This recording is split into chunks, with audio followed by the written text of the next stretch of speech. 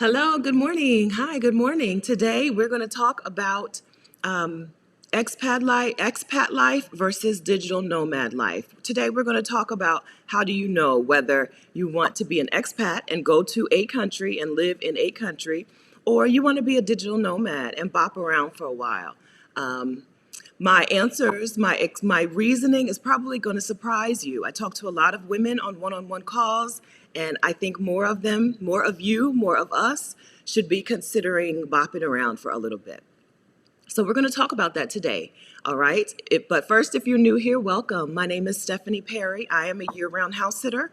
I'm the creator of House Sitter School. I'm the co-host of Exodus Homecoming, and I help Black women take a sabbatical or move abroad on a budget. If that sounds good to you, make sure that you subscribe to my channel, hit the subscribe button, and make sure that you turn on notifications so that you will be notified when I post a new video. Welcome. Okay, welcome everybody. This is my last weekend at this house sit. My last weekend at this house sit in Tampa. Let's see, Truffles was right on the sofa, but she's gone. Okay, yeah. Oh, there she is. Wait, there she is. Okay, so our homegirl is on on the sofa. This is it. Tomorrow I leave. Tomorrow I leave. I don't even know where I'm going yet. I have another house sit in Asheville, North Carolina, but that doesn't start for 10 days. So freedom, okay, which kind of ties into what we're talking about today, okay? We're talking about, okay, one of the reasons I want to talk about digital nomad life and kind of help promote being a digital nomad for a while is the feeling of freedom that we get. Good morning, Ms. Dell. Good morning, Comfort. Good morning, Rosanna from Waffle Cat Studios. Good morning, Happy Girl, Alaska. Good morning, Teresa. Good morning, Lauren. Hold on. Okay, quiet. Thank you. They have to let us know. The neighbors are just walking by. It's just somebody walking a dog. Good morning, Teresa. All right, Angela, Wendy, good morning. Melinda, Ione, Lucille. Good morning, Ludell, Sarah, Coco. Peanut, really Peanut. Good morning, Kim. Good morning, Marcella. Good morning, Imani. Special announcement about Imani coming very soon. Good morning, Pearl. Good morning, KH. Brenda, Cutie Pie. All right, where you at, Mom? Good morning, Kathy and Double T. Good morning, Sandra. All right, I'm scrolling. Good morning, Profess. Good morning, Angel. Come on, Mom. Oh, wait. I need to quiet this. I need to quiet notifications. Part of the, so I'm doing the text notifications now. So if you want to be notified before I go live on a video, you text the word YouTube to a number that I'll have to give you in a few minutes because I'm not ready. I don't have it to copy and paste. But if you reply to the text notification, I get notification. I didn't realize that. I'm gonna have to turn that off, right? For my own peace of mind, I'm gonna have to turn that off. Good morning, good morning, good morning. All right, did anybody see Connie Perry? I didn't see her. Buenos dias, Picky Girl Travels. All right, oh, there we go. Hello, Mom, good morning. All right, good morning, everybody. All right, bye, Truffles. Yes, Truffles, I don't think she's gonna miss me. She's got a whole family coming back, right? I'm leaving. All her whole family is coming back. The mom, the dad, the two teenagers, and the tween. One of the good things about house sitting is one of the strange things is that sometimes I'm in the house with the family and I get to see, right, the dogs and the family interact. So I don't have to feel bad when I leave, right? I feel like it's a little harder to walk out the door. Seriously, real talk. It's a little harder to walk out the door when I've never met the people that I'm house sitting for, which happens a lot. You cross paths. And so when I walk out the door, when I don't know the family, I'm like, bye, you'll be okay. But when I know, I won't say goodbye to them, right? I'll just walk out the door because they're good, all right? They're going to be good. That's one of the good things about house sitting. Good morning, everyone. All right. Okay, so let's talk, okay? Like I said, I do one-on-one calls with women, and I hear a lot, I want to move to a place, particularly, I hear from women, I want to move to a place, instead of, I just want to text, bop around. Thank you, Supreme Sovereign. Thank you for that. This is the number to text. Thank you, team. Thank you, Supreme Sovereign, because I don't have it and I was going to have to type it. Thank you. Okay. Text the word YouTube to 888-403-4465 if you want to get text notifications. If you have YouTube notifications turned on and they work for you, that's good. Okay. But if you're feeling like sometimes YouTube notifications don't get to you because they send it to 98% of your subscribers, which is a lot, but not everyone. And then some of them, they don't send it until after a significant amount of time has passed in the live. Like most of the people get the text immediately when I go live, but there's a percentage that don't get it until 20, 30, 40 minutes into the live. Anyway, so if you want to get text notifications, text the word YouTube to 888-403-4465. Thank you so much, Supreme Sovereign, for that. Thank you. Teamwork. Okay, so I hear from a lot of women, I want to move to a place. And I think a lot of us don't spend enough time thinking about if we actually want to move someplace, or do we want to have some free time to roam about the world? I think it's underrated. I really do. Some of the women who we talk to on this channel who have moved to a place have given themselves time to roam around first so that they can just try some things out, see what they like, get to some places that have been on their vision boards and on their to-do lists and stuff before they move and settle into a place. So I'd like to hear what you're thinking.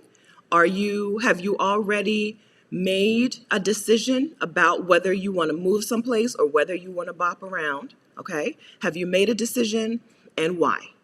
Right? Which one did you choose and why? Or which one will you choose or are you choosing? Have you not thought about this at all? So let me know, okay, Teresa. So let us know what went into your decision, okay? And I'm going to tell you why I think more of us need to bop around sometimes. Hi, Shay. Thank you. I love hair compliments. Thank you. I didn't walk the dogs this morning. I got up and looked at the weather. It was, when I woke up, it was 91% humidity, and I was like, y'all ain't getting no walk today. I'm not ruining my hair out sweating in the humidity because when I start sweat, it's not a long walk and it's not a strenuous walk, but sweat, a little bit of sweat plus that humidity would have ended my hair. So I was like, no. Okay. So thank you for that. I'm going to have to do an extra long walk tomorrow. All right, Samantha, I will bop because I want to see the places on my bucket list. Okay. Regina says, I want to move around and find my new home. Good. Okay. Pat's also team bop around. So let's hear. Okay. I'd like to move and then bop. Okay. So this is a viable option. So Lovely Jewel is saying she wants to move to a place and then from that place do some more exploring. Okay. So I guess let's get into it. So the benefit of doing it this way is that you have a home base. Okay. It's hard to know whether or not you're going to like or dislike not having a home base until you experience it. Even I I'm surprised at how fine I have been with being on the road for 12 months consecutively. I'm a hermit. I'm a homebody. And so it would seem like it would be more difficult for me, somebody like me, to live out of suitcases for 12 months and not have a place to call home base, even though I do have my parents' house in Delaware. So I guess, I don't know, I'm kind of in between. I have a foot in both doors. But getting out there let me know that, hey, I don't mind it, especially because I don't pay for accommodation. A lot of that factors in. There are some things that you're like, I'm fine with this when I look at it compared to this. I'm fine with being untethered to a place when I know that it means that I have this extra money to spend when I do travel. Okay? So, but having a home base in another country and then bopping around is a viable option. When you get places out of the U.S., it's much easier to travel regionally on a super small budget, right? It costs a lot less. So if you get a home base in Portugal or Spain or wherever, London, and then you decide I'm going to bop around from there, it's much cheaper to see Europe and North Africa and parts of Asia from London or from Portugal than it would be to go back and forth, or then even than it is to fly from New York to LA, right? A flight from New York to, like, I once looked for a flight from New York to Montana to the, whatever that national, Yellowstone, right? New York to Montana, it was $680. I was like, I can fly from London to Morocco for like 60 bucks. Right? London to Morocco. I can fly London to Morocco on a regional airline for like 60 bucks. New York to Montana, $600, $700. Forget that. Okay? So that is one of the benefits of going someplace and having a home base. You can explore that region and know that you have your stuff in a place. You don't have to take all of your stuff with you every time. Okay?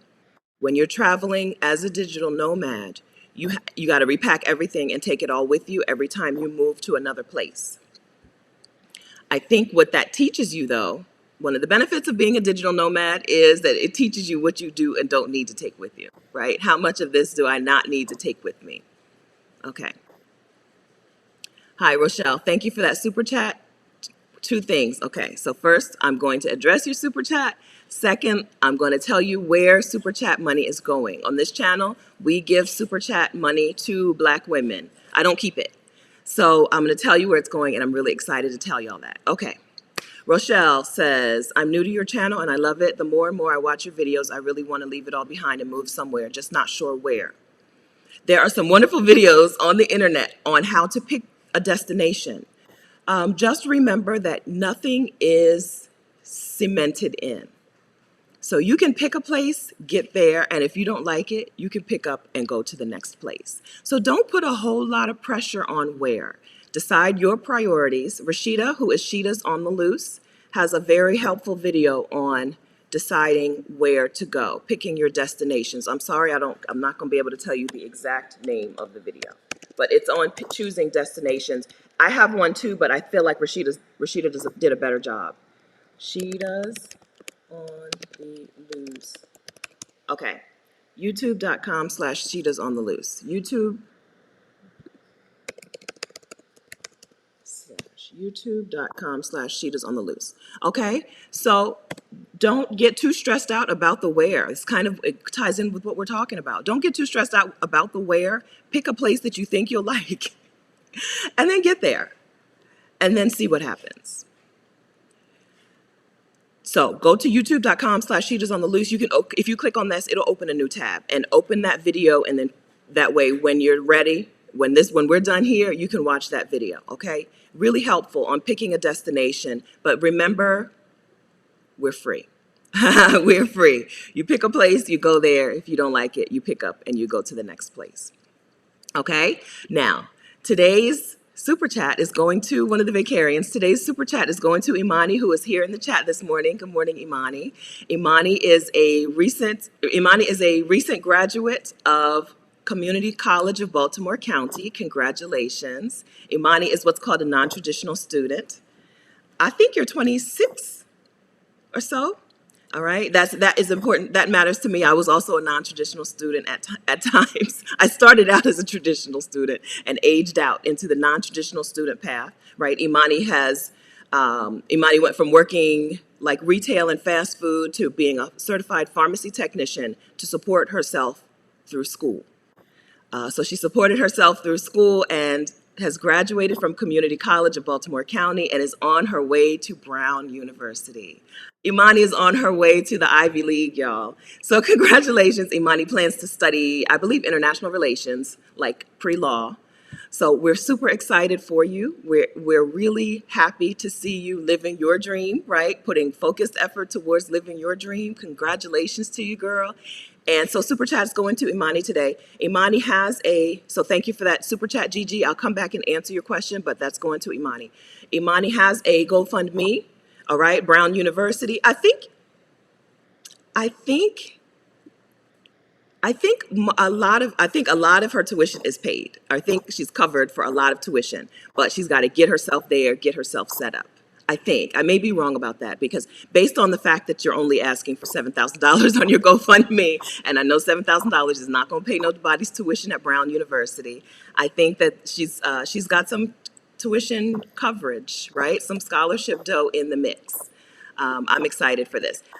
Yeah, Imani. So because Imani was a pharmacy technician, we bonded on Instagram, I think, over being pharmacy techs. I think years ago, over being pharmacy techs.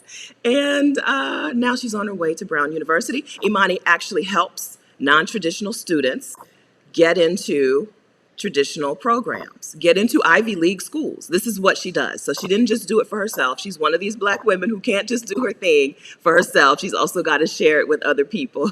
And so she's shared that with other people. So she has a coaching business, I guess we'll call it.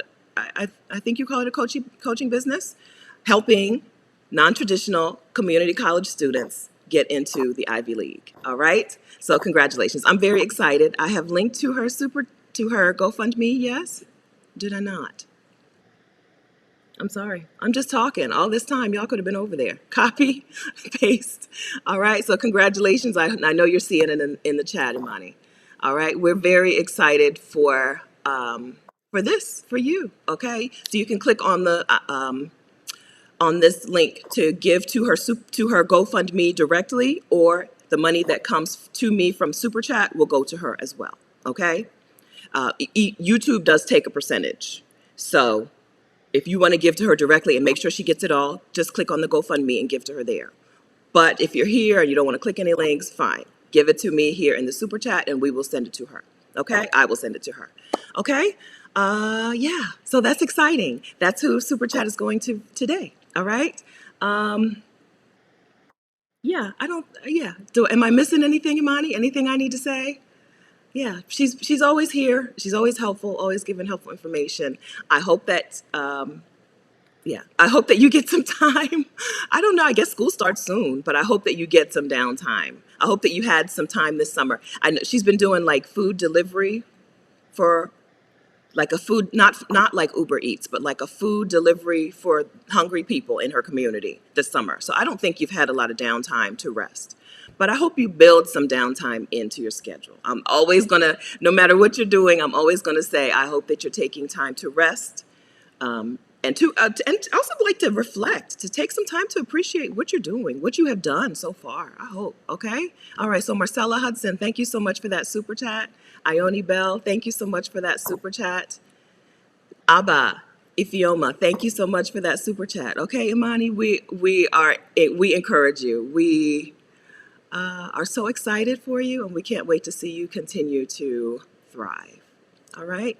Okay. All right. And lovely Jewel, thank you very much for that super chat. Okay, thanks, friends. All right. Okay. All right. So we're talking about choosing digital nomad life versus choosing expat life. Okay. So as we've already seen from our comment from Jewel, there's no hard line. Just because you're an expat doesn't mean you can't do some digital nomad things and bop around. Just because you're a digital nomad doesn't mean you can't do some expat things and sit down somewhere and stay still for a little while, okay? But I do want to encourage us to consider some freedom, the freedom that digital nomad life can bring. A lot of us just don't have any experience in any time in our life of being able to go where we want when we want. And that is what I get out of digital nomad life. I can be where I want to be when I want to be there. When I don't like it anymore, I can pick up and go. I think that is so, it's a good feeling. If I like it, I can stay. If I don't like it, I can leave. If somebody tells me about a place and I look it up on Instagram and there's some pretty pictures, I can just go there. I can just go there, hang out in that town for as long as I feel like hanging out. If someone posts a house sit in a place that looks good to me, I can just apply for the house sit. I don't have to be tied down. So I think that some of the move to expat life over digital nomad life is tied to these markers that we feel like we have to attain in order to be doing it right, right? The markers that we've been told we have to attain, like home ownership. A lot of people are accidentally a lot of women accidentally recreating, replicating the life they had in the US when they go abroad. And no, that's the wrong answer. You get to start from scratch. You get to start over. You get to build a life. You get to build a day. You get to build a home the way that you want it, not the way you've been told to do it. So it makes me a little bit sad when I talk to a Black woman who's like, I'm going abroad and I'm going to look for a home. I'm going to look for a property, something that's going to tie her down. Because you don't have to. We don't have to. You don't have to be. Wanda from the Black Women Travel podcast one time interviewed me and asked me how I stay grounded. And I really could not understand the question. When I listened back, I was like, I really struggled with that question. I couldn't understand it. Maybe I don't understand the definition of grounded as she meant it. Okay. But I am not a person who feels the need to be grounded to something. I don't know. Maybe I'm tying up grounded and tied down. But to me, it's wonderful to be able to experience the feeling of not being tied down to anything, not tied to anything. I am untethered. I am free to float about the world. And we don't get to experience that. I want that for you. Okay? So I hope that when we're talking about moving abroad, we're not doing it just because we think that we have to do things the way that they were done here. Okay? Just because we think that, oh, well, we got to own a home in the United States to be seen as a serious person. Well, let me go to Mexico and buy a property. Let me look for countries where I can buy property, and that's how I will start my move abroad search. I hope you don't do that. I hope that instead you take some free time to try some things out. Try some things out and see what really is important to you and what really is not. I'm preaching. I'm just preaching to you instead of talking with you. Okay. Let me get myself together. Let me get it together. All right. Ife says, I prefer slow travel. Even moving after 2 months from Cape Town felt destabilizing. So, okay. So Ife, Cape Town, I think that you were there during the lockdown, like COVID restrictions and things like that. So you probably didn't get to do the things that you wanted to do while you were there. So that's another thing that we need to bring into the conversation, right? COVID is dictating where we can and can't go and how long we can and can't stay places. It's not going to be the case always. So, and some of us aren't going to be leaving until after this has, I think, after things have chilled. I don't know if things will ever chill. You need to chill also. She's just laying by the chair barking. Like she's not even doing anything. She's laying barking. Yeah. So, yes. So COVID is playing a role in things that it won't always play a role in. Michelle says, I want to bop until a place speaks to my spirit. Yes. Okay, so this is another thing about this digital nomad life. You get to prioritize healing. You get to prioritize whatever you decide is a priority, right? You don't have to prioritize making a home in a new place. You can do more than one thing at a time, okay? So I'm not saying just because you have a home in a new place means you're not be able to focus on other things. You sure can. You sure can.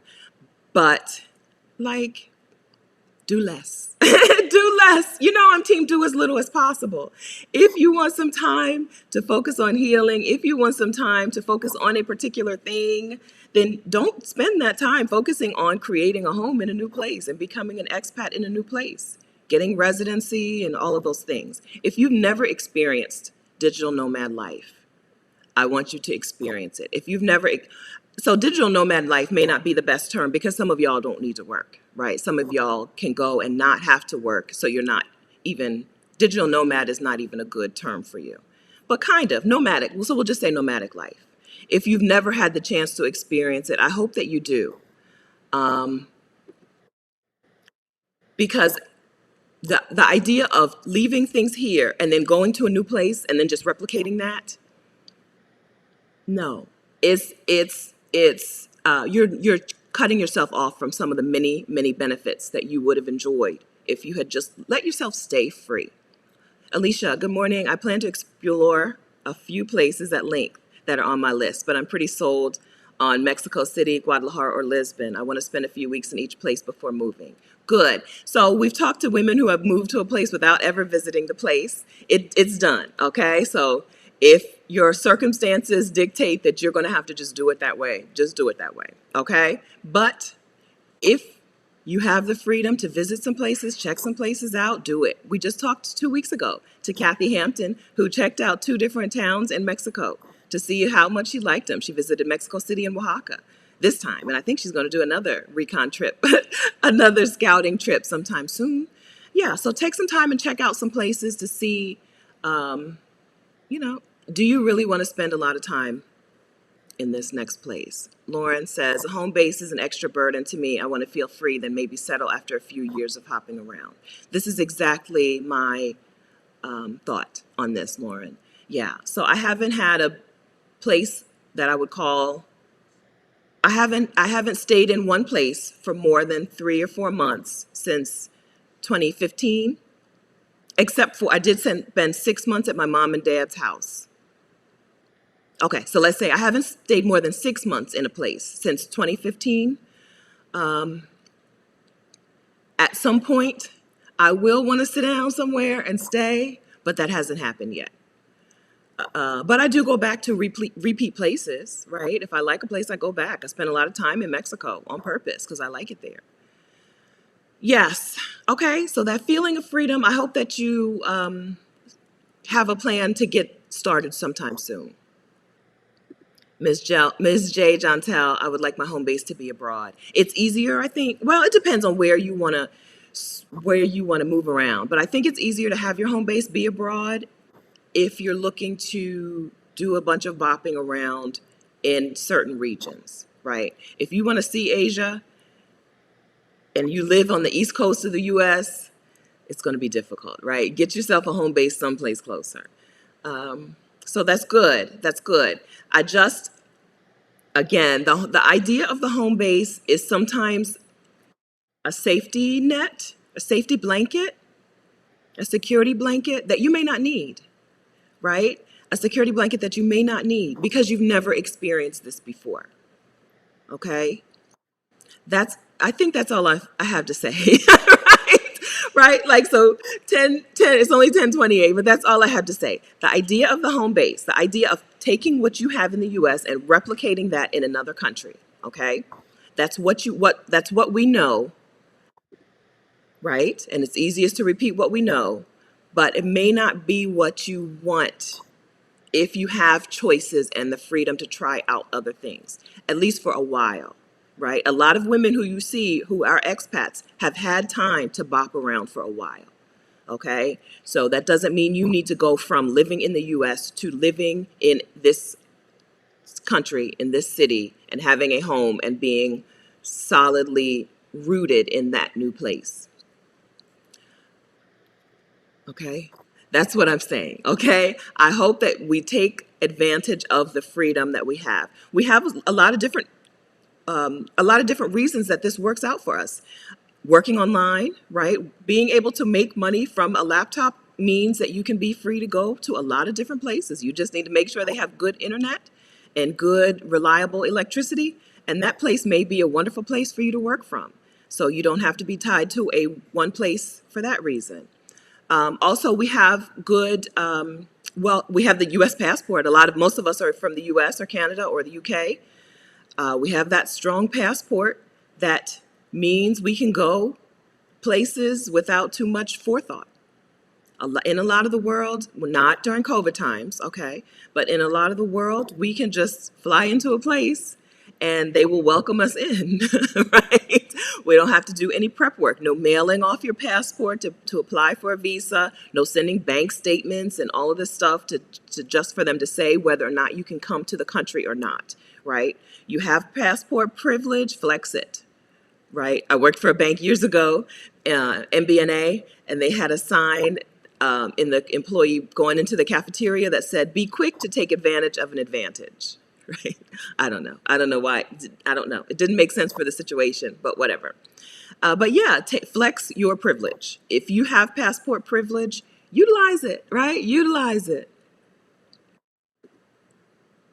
C. Robertson, The political climate in the USA is my reason for becoming an expat. I want to move to another country and travel after. I'm retired. I'm finally free to work and live. There's no difference between, right? So the political climate is going to be the same in the US whether you move to a place or whether you bop around as a digital nomad, is what I'm saying. Whether you live as a nomad or an expat, it's not going to change the climate in the US. I just want us to experience that freedom. I don't know how how there's no better way for me to say it. A lot of us have just never had that freedom to choose whatever we want on any given day. And so we go to a new place and we just try to replicate what we've done before.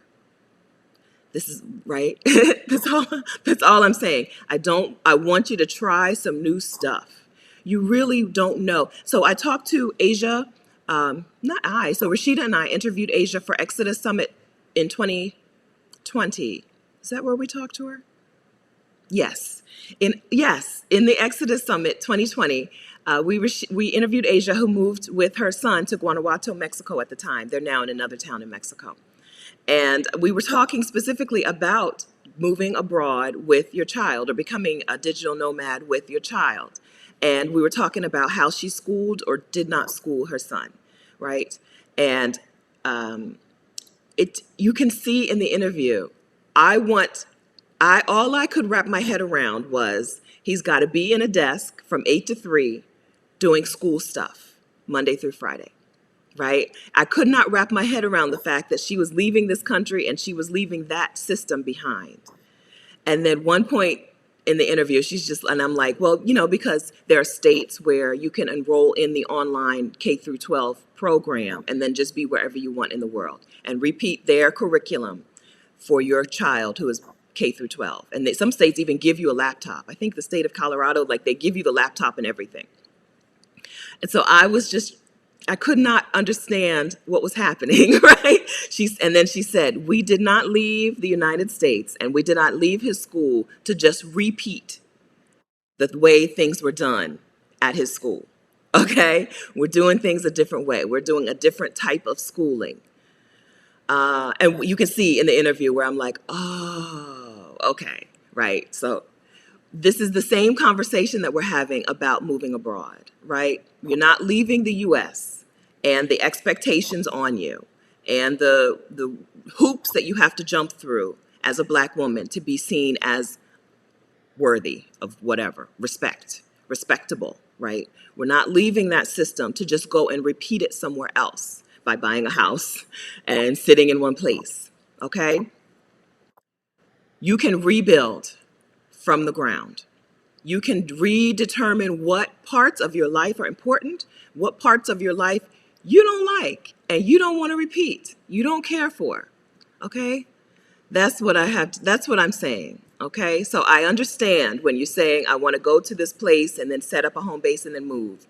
Okay, but how much of that need to have a home base is rooted in fear of something, fear of lack, fear of judgment from other people, right? How much of that need to have a home base, okay, when you've never experienced full-on freedom, how much of that is based in something that you don't want to carry with you anymore? How much of it, okay? That's what I'm talking, okay? I don't know if I'm getting to the point. I don't know if I'm getting the point out. Lisa, just glad you're sharing this information. We're able to learn from your experience. I believe your military experience helped you. Maybe. So, yes, so there are some things that the military did teach me. Basic training, I say all the time, if the Army could charge people for basic training, people would pay for basic training. I guess like CrossFit in a way is a portion of basic training, right? It's just the idea that you can do things that you're afraid to do, right? That's what I learned from basic training. Basic training was only 9 weeks, and I still carry that lesson with me today. It's okay to be afraid to do something and still do it. So maybe military training did have something to do with that. Samantha, unschooling is perfect for women who want to travel with kids. Such freedom, and the kids learn so much more. There are so many ways to do it, right? There are people who homeschool. There are people who unschool. There are people who do a hybrid. There are people who just do the online K through 12. You can burn it down, right? You can burn it down and build from the beginning with your education system for your child, with your own housing situation, with your own travel dreams, right? You can burn down what you've been told to do and what you've been doing and build from the beginning. Yes. So it took me it took me so long in that you can see, like so we're doing Exodus Home. Let me drop the link to that. We're doing Exodus Homecoming in September 24th through the 26th. We are bringing back alumni from Exodus Summit 2020 to talk about their now move abroad, their digital nomad life, their sabbatical, right? They're the speakers for this year. And we'll be doing some watch parties, and so some of the women we'll be talking to these women, and then we'll do some watch parties for some of the other sessions that we did last year, and probably Asia's session, because moms need help, right? There's moms, this is a resource that moms will need and love. And when you watch that video, you will see, I saw it. After we did the video and I went back to edit it, I saw the second, I was like, oh, she's doing it her way, right? It just didn't occur to me that you could school your kid your way, right? I thought your kid has to be in the chair from 8 to 3, even if it's in front of a laptop, and they have to do what the school decides the curriculum, the school decides what they learn and what they don't learn, and that's that. The school gives you the textbooks or the online books, and I just couldn't wrap my head around the fact that you don't have to school your kid that way. Same with moving, same with living. You don't have to live that way, okay? Now, like I said, I have not stayed in one place for more than 6 months since September of 2015. I will at some point, okay? So this is not me saying you should never be an expat. This is me saying I want you to feel free. I want you to feel free. Okay, thank you, Abba. So Abba has registered for Exodus Homecoming. Register at exodushomecoming.com, okay? If you're watching the replay, hello. The link is in the description. Come to Exodus Homecoming. It's for Black women who want to take a sabbatical, who want to be a digital nomad, who want to move abroad, okay? It's for you. We put this together for you, September 24th through 26th, all right? So you register at exodushomecoming.com. And this way you will be in the mix with other women who are doing and working towards the same thing. Yes, working towards the same thing, the great unlearning. All right, NW, when I use this from now on in the future, I'm a remember to credit you, okay? The great unlearning. This is what I am in the middle of, okay? I think this is what, when people talk about this movement, that's what this movement is. It is the great unlearning. Yes, ma'am. The great unlearning. Okay? Yes. All right. Okay. That's it, right? The way that things are doesn't have to be the way that they will be. The way things are is just the way that things are today. It doesn't have to be that way tomorrow. Okay? All right, LP Carter, I homeschool my children for the last 2 years. They'll be back in regular school this year. They're graduating high school. Congratulations. Hey, high school graduation means freedom for mom, right? And middle school and graduate. Oh, girl, you got them staggered. Okay. Graduating high school, graduating middle school, graduating elementary school. Congratulations. Congratulations, LP. Okay, AZ, I'm so here for Exodus. I'm excited. Ione, being a veteran, I learned to be autonomous and independent. That was my first experience traveling solo as a teen. Okay, maybe, so that, yes. I mean, not for you. I'm saying maybe for me. Maybe there is some correlation between that. I don't know if it's being in the military. I think it's just joining the military, right? There is some correlation between women who have picked up and joined the military and women who have picked up and left the country. We do see that, I think, based on the conversations that I have with women, or women who have picked up, even women who have picked up and gone to college across the country, women who, right, there's a different, there is some correlation, right? Not that you have to have done those things, but Yeah, I think that you do notice, I do notice that there are more, like anytime I mention having been in the Army, I do see like, oh, me too, I was in the, there is some correlation there. Okay, Samantha started homeschooling, moved to unschooling, daughter ended up going to Columbia University and just graduated.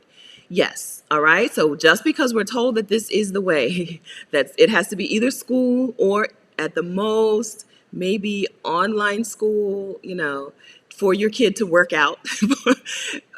There are other ways. Unschooling is a legit thing, and your kid will learn the things that they need to learn. And probably Samantha, when she or got to Columbia, she was probably like, "These kids are so dumb," right? Right? Looking around at her classmates, like, "Man, these kids are dumb." Okay, okay. Hello, Shanna. Welcome. You're not late. You're right on time. Okay. All right. Hi from Grenada. Hello, Zoe. Zoe is Exodus Collective. Zoe just got to Grenada. And, okay. Oh, okay. I'm going to tell you. I don't know if I'm allowed. I don't remember what our rules are. But Zoe is one of our alumni from Exodus Summit 2020 and is now in Grenada and will be speaking at Exodus Homecoming this year. Okay. Okay, Happy Girl Alaska. We'll see you there. Okay, we're really excited to give you the information, but we're even more excited for the community, right? For you to jump into this community of women who are out here doing it. All right, so what are our thoughts on this idea? What are our thoughts on this idea of actually being free? Yes, Imani, right? So we just gave her, right? So we're giving our super chat money to a non-traditionally schooled person who's on her way to Brown University, on her way to the Ivy League. Yes? Okay. So I don't want to, I'm not qualified to talk too much about school. And maybe we'll do it again. Maybe we'll ask Asia to come on sometime or someone. Maybe we'll do this again to talk schooling. I'm not qualified to talk on that. Right? But it looks like it's a conversation that we need to have. Okay, so if we can see how Imani and I don't think you told us your daughter's name. If we can see how Imani and Samantha's daughter have thrived from going their own route, from taking off the chains, the bondage of the traditional education system. I'm tongue-tied. Traditional education system, right? If we can see how they've thrived after that, can you see possibly how you would thrive from being untethered by a home, from being untethered by a physical place, from being free to be where you want and do what you want, right? Unschooling is learning as you go, right?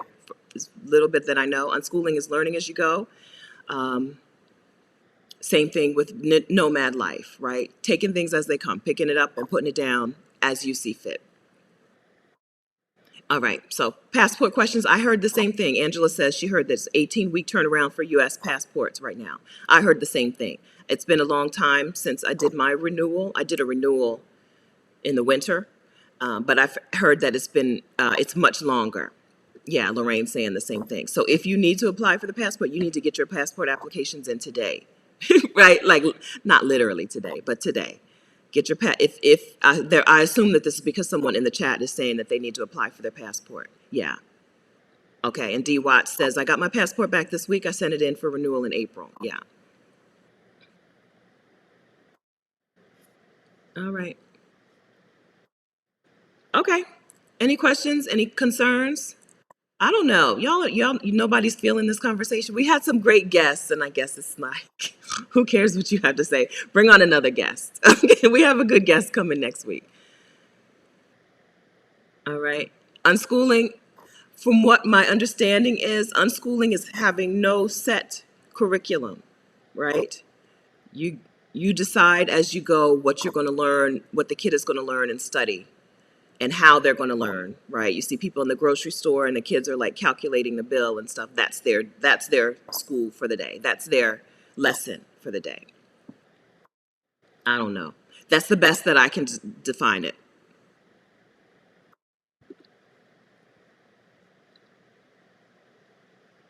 All right. So don't forget that we're giving our super chat to Imani, who is a recent graduate of the Community College of Baltimore County. She's called a non-traditional student because she's 20. I already said that once, and I'm not sure if it's right. I think you're 26. I'm sorry if I'm getting your age wrong. And headed to Brown University. So we're giving her super chat today to help her get herself up there, right? She got to get her. She's in Baltimore. She's got to get herself up to Brown is Rhode Island, yeah. Oh, yuck. Rhode Island. I'm from Delaware. We make fun of Rhode Island. Rhode Island is basically the only state that we can make fun of. Rhode Island and, of course, Florida, because everyone can make fun of Florida. So if you'd like to give money directly to Imani's GoFundMe, this is the link. GoFundMe.com/f/support-Imani's-IV-education. Okay? But, of course, the link to that is in the chat. Okay, Samantha. Unschooling is more student-driven based on what their interests are. Parents guide them and look for opportunities for them to learn. Okay? All right. Professor LCH. Yes, you've had great guests, but remember you were the glue. Thank you. 28. Okay, Imani's 28. Thank you. All right, unschooling, and Zoe, same thing. Unschooling is self-directed. Less about following a curriculum and more about supporting the child to chart their own path.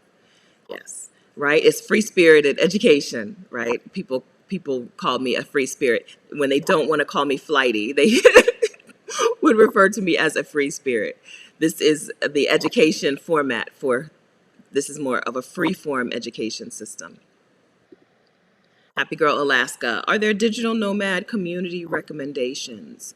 So I belong to Nomad List, right? So Nomad List is an online search. I will call it, so Nomad List is a website where people give you information about cities around the world. We're digital nomads, give you information about cities around the world. I use Nomad List to look at what cost of living is in different cities, what the internet speed is, are there co-working places in different cities, right? So Nomad List, so you can use them just for that. And you can also join the community. It's an online community of digital nomads. It's very white, okay? So Nomad List.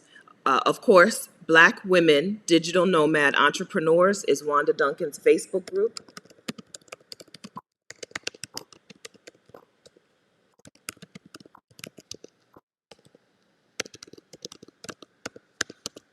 All right, Black Women Digital Nomad Entrepreneurs is Wanda Duncan's Facebook group for Black women, digital nomad entrepreneurs, or women who are aspiring to be digital nomad entrepreneurs, right? You don't have to already be doing it to join the group, okay? So those are the first two that come to my mind. Yeah. I know there are more. Well, I guess I should say these are the two that I'm in. There are many, many more, but these are the two that I'm in. Nomad List is just good because of the info that goes along with it, right? You can look while somebody's talking about, hey, I'm on my way to Tbilisi, Georgia. Wanda just went to Georgia, right? Well, you can also look up info on Georgia, not just internet-related info, but like, what is the weather there? So it's reported by other people, so they'll be like, what is the, how racist are they? But remember, they're not necessarily talking about Black racist. They're not necessarily talking about the treatment of Black people. Right, they're talking about whatever they have there, right? Whatever they have in that place. Like in Australia, it would be about white and Aboriginal relations, not about how are you going to be treated. But anyway, there is a lot of reported information there. Wanda's group, Black Women Digital Nomad Entrepreneurs, is very helpful in the entrepreneur space. Nomad List is more about the location, the destination, getting destination information. Wanda's group is better, much better with the entrepreneurial piece. Okay? You're welcome. Angel, it's all fear. All right, so yeah, there's a lot of fear decisions, a lot of decisions that we make that are just based out of fear, that we are unlearning together. We are unlearning these things. This is the great unlearning, NW says. NW, I'm gonna have to get your name so I can credit you, okay? The great unlearning. Yes, okay, so we're making decisions to do things, but we're making decisions based on previous traumas and fear based fear that is grown from the propaganda that we're given about other places, as opposed to our own experiences and our own desires. And I just want us to make decisions based on our own desires. What really works for you? What really works for you? I think so many more of you would love to just be free and bop around, as opposed to settling in a place right away. Okay? And so I hope that we can just take some time, get you a notebook and write out, why do you feel like you need to have a base right away? What are the reasons? How many of these reasons are fear-based? And how many of these reasons are really born out of your own real desires? Okay. Oh, Imani, thanks everyone for the super chat money. Thanks again, everyone. This is incredible. I was honestly just thinking that I needed to figure out some extra funds this week. And then Stephanie surprised me with this gift. Yeah, not me, us. Us. Yeah, you're very welcome. Yeah, so that's what we do here, right? We support each other. That's what we do. All right, Monica's talking about the Blacks at Global Facebook group. Blacks at Krishan, who is the host of that group, may be here. Hi, Krishan. I would say for digital nomad stuff, it's not right. So these are Blacks at Global is what it sounds like, right? Black people who are looking to Blackset, people who are looking to leave the country. But I don't know about them as a digital nomad group. But join the group, right? I'm in there. Join the group. Really, Peanut, I start my career break next week. Congratulations. I'm homeschooling my 11-year-old son. We do his Spanish together to prepare for Mexico. Congratulations. All right. How long is your break, Peanut? Really, Peanut. Thank you. Okay.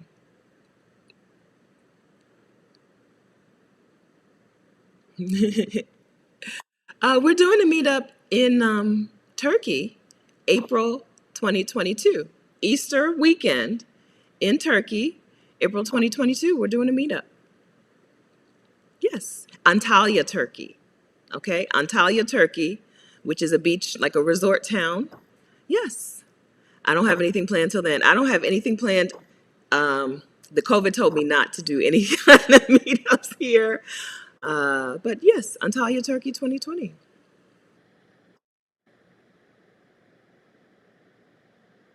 All right. Okay, yes, and Teresa was on it. Thank you, Teresa. Yes. Yeah, we're gonna be there. We're gonna be there. All right. Mojo Sidlak. Hi. My mother doesn't want me to move to Europe, but it's a lifelong dream. We talked about this, I think it was just last week. I don't know that there's any way to help your mom through this. Maybe some moms can get in the chat and let us know. I don't think there's any way to help her. If you're going, I don't think there's anything you can do to make this more comfortable for her. You're just going to have to go, and then once you're there, she will feel better. I don't know. I'm not a mom. Maybe I'm not right. Maybe I'm wrong on this, but I have a mom, right? And I don't know that there was anything that I could have done or said to make her say, okay, great. Right? In terms of the fear, not about the break, not about I'm quitting my job and I'm not going to work for a year, right? Not about that, but about and I'm going to Vietnam and Cambodia, Malaysia, Indonesia, Thailand, the Philippines, There was I don't think there's any words that could have come out of my mouth that would have made that okay for her. She just had to see it. Right? Once I got there and I sent her the pictures, this is my Airbnb, this is my hostel. I don't even know that I stayed in Airbnbs for a while. I stayed in hostels in the very, very beginning, pretty much for the first 3 months before I got an Airbnb in Chiang Mai. Right. But this is my hostel. This is where I had breakfast, right? Little simple things. This is what it looks like in my town. This is my tuk-tuk driver. This is our ride to the whatever I'm going to see today, that kind of thing helped. And then next thing you know, my mom's like, hey, I'm going to come down to Mexico and visit you. All right. But I don't know. Maybe the moms, let's see if the moms have a better info. You're welcome, Lisa. Lisa says, thank you for giving so much. You're wise, fierce, and fabulous light in the world. Thank you so much. I appreciate that, Lisa. I don't know. I feel like the chat we're not interested in this subject today. Do we want to change course? Is there something else that we, is Shar here? Okay, so there's an expat app. I'm so sorry. So this is my fault because you know how you're just like, I have made up in my mind that I'm a person who does not do a certain thing. And for me, that thing is like social media. And I have wrapped some things into that I should not have, and I need to unravel that. So the Expat app is an app for Black expats. And a lot of the people on that app are digital nomads. Yes, get the Expat app. Okay, I apologize, Shar, for not putting that in the first comment when the first for being my first answer. I apologize, Shar. So Black women digital nomad entrepreneurs, also the Expat app, Shar's app, and then what did I say? Nomad list. Nomad list. Okay. Yes, AZ, it's a real thing. AZ just left Turkey, had an amazing time. She FaceTime, well, not FaceTimed me, but she video called me real quickly while she was in Turkey living her dream. Yes, it's a real thing. Antalya, Turkey, Easter 2022. Yes, it's real. Yes. All right.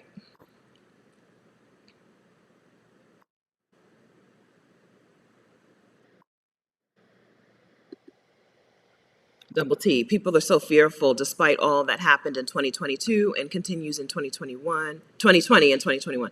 My friend asked why I was going abroad for a month. Yeah, excuse me. Fearful and just like stuck on like a needle on a record, right? Just stuck in a groove that this is the path. I'm on the path. Don't get off the path. I don't know what could happen. What could possibly happen if you jump the path? Yeah. Fearful and stuck. Yes. Yes. So, in America, you are supposed to keep your head down and work and work and work until you hit a magical number, 65 for some, 70 for some, right? And then you get to live, right? I say it all the time, waiting for retirement to travel, to live is a scam. Waiting until your retirement age to start living your life is a scam. It's a trick of the enemy. We reject that. We don't do that over here. But it gets hammered home to people so much that they just accept that that's the right way. Like with everything else, people just accept that it's the right way. Home ownership, right? People accept that that is the way. People who put, I don't know the exact number because I'm not a money talker, like in this way, like an investment talker. But people who invested money in the stock market as opposed to invested in a home and just rented a home came out on top.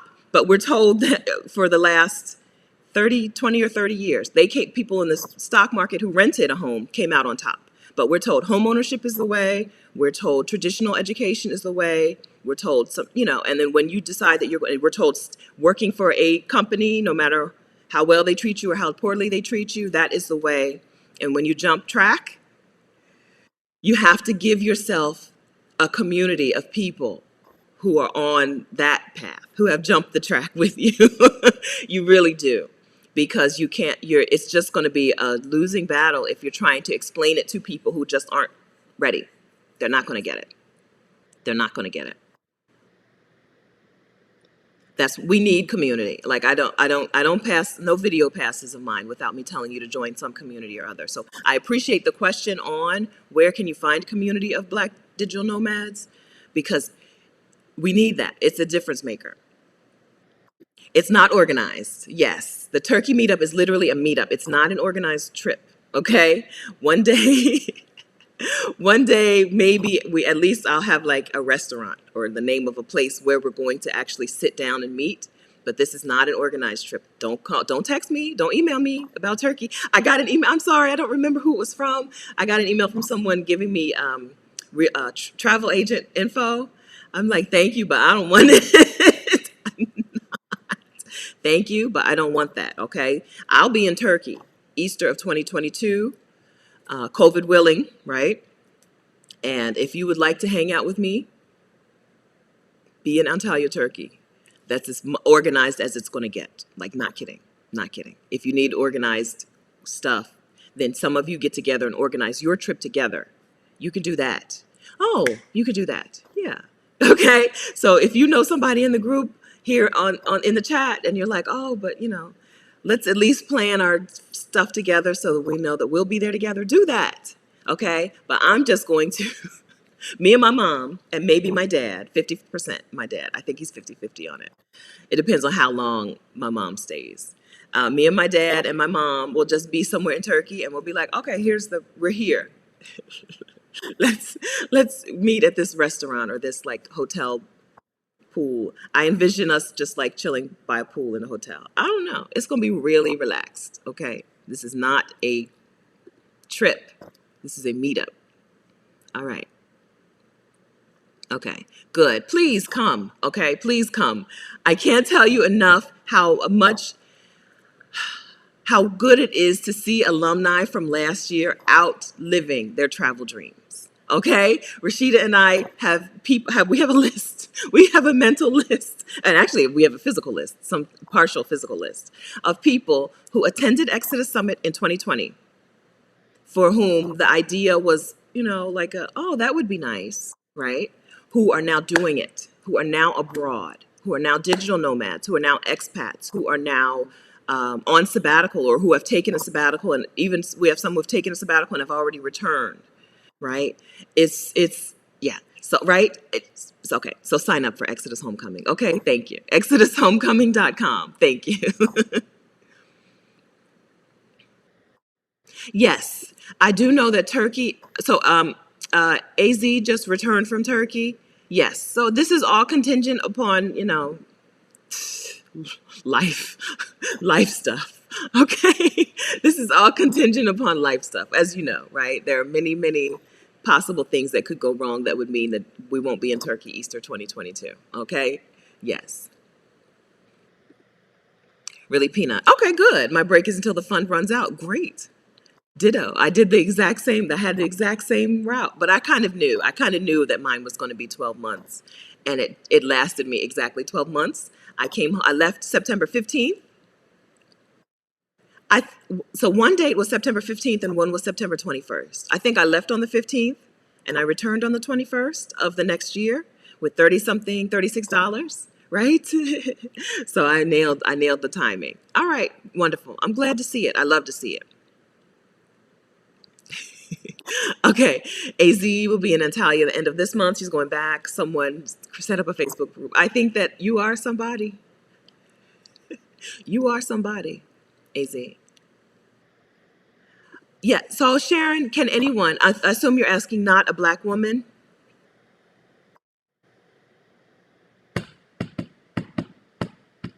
I'm thinking about this. So when we do things where we give information and ask questions and stuff, Black women only. So I'm going to say Black women only for the meetup thing, but if you're in Turkey, we can still hang out. Okay? So if you're in Turkey and you're not a Black woman, you can come, right? I can't come to Turkey, hang out. We can still hang out. But if we do an official, or when we do an official meetup thing, how can I organize? Yeah, because there will have to be something organized, right? A dinner or cocktails or something, right? We'll keep that Black women only. Okay, but I'm gonna be in Turkey. My plan is to be in Turkey for 3 months. We're gonna see. Turkey gives us. I have the U.S. passport. Turkey gives me 90 days on the U.S. passport. I plan to use every single hour in Turkey. I'm pretty sure my mom will not. No, Simona. What is her name? Because we have one Black woman expat one Black woman expat who is now in Turkey speaking at Exodus Homecoming this year. So it might be the same person. She's an alum of Exodus 2020, right? She went to Exodus Summit last year. Now she has residency in Turkey. Not just me, not just I'm a digital nomad and I'm bopping around Turkey. She's now a resident of Turkey. Might be the same person. Me, Lisa. Hi, me. All right. Okay. Okay, so maybe Abba will be our food. Abba will determine where we go to eat for each day. Good work. I haven't done anything. Like nothing. I did look at flight prices and Airbnb flight prices, and that was it. Right? Like, this is not going to be like Stephanie sitting down and doing organized planning things. That's in case you can't tell. I'm not into that. All right. Lisa, I'm sorry if yes, I don't think I've acknowledged this already. So thank you for that super chat. Imani, I hope this helps make your move to Brown a little easier. Peace and continued blessings to you, my dear. Thanks for that super chat, Lisa. All right, so Alexandri, so we didn't come up, I'm sorry, we didn't come up with an answer to how to make things easier for your mom. I don't know if it makes you feel any better that all of our moms have experienced that, right? All of our moms have gone through that and are now, and for those of us who are past it, are now on the other side. I don't know if it gives you some sense of peace that it's just something that moms are going to feel. That's just how it's going to be. That's how it's going to be. And then one day it just won't be anymore, right? One day she just won't be so afraid anymore.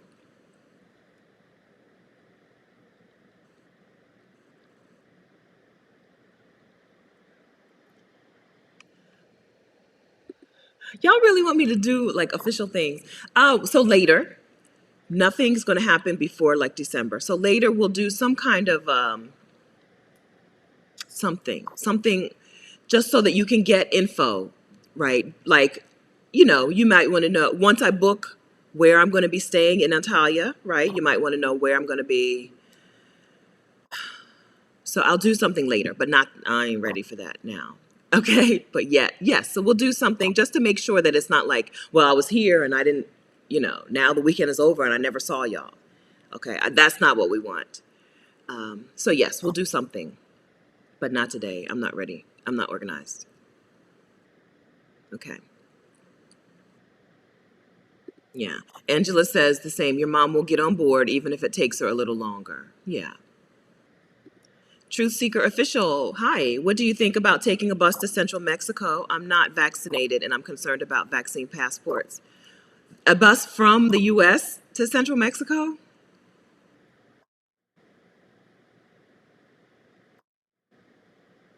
I wouldn't do it. I can't imagine that being worth the effort. I can't imagine. So buses in Mexico, bus travel in Mexico is efficient and buses are modern if you get on the right companies, right? There are lots of bus companies in Mexico. They're modern, they're efficient, they're safe. But I would, if you're talking about coming from the U.S. down to Central Mexico by bus, I can't imagine that would be worth it, worth that effort. I don't know.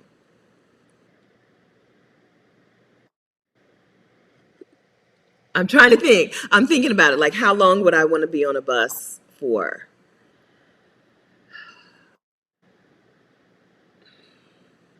I can't imagine that would be worth that. Worth it. The real. I'm just saying. Okay, I'm a woman of a particular age, and I would love to be a digital nomad. Yes. So maybe a nomad. Some of us won't have to work, like I said. So maybe nomad is a better way to put it than just digital nomad. But yes, yes, I can't tell you how good it feels to be able to pick a place and go there. Right? You don't have to try to find. You don't need a house sitter for your house to water your plants or whatever. You don't need to repack a whole bunch of stuff. Hopefully, if you're living like a nomad, you've got 2 to 3 suitcases max, 2 to 3 bags max. Yes, I want that freedom for you. Okay, I'm just saying, I want that for you. At whatever age you are today, is the youngest you're ever going to be again. So do it.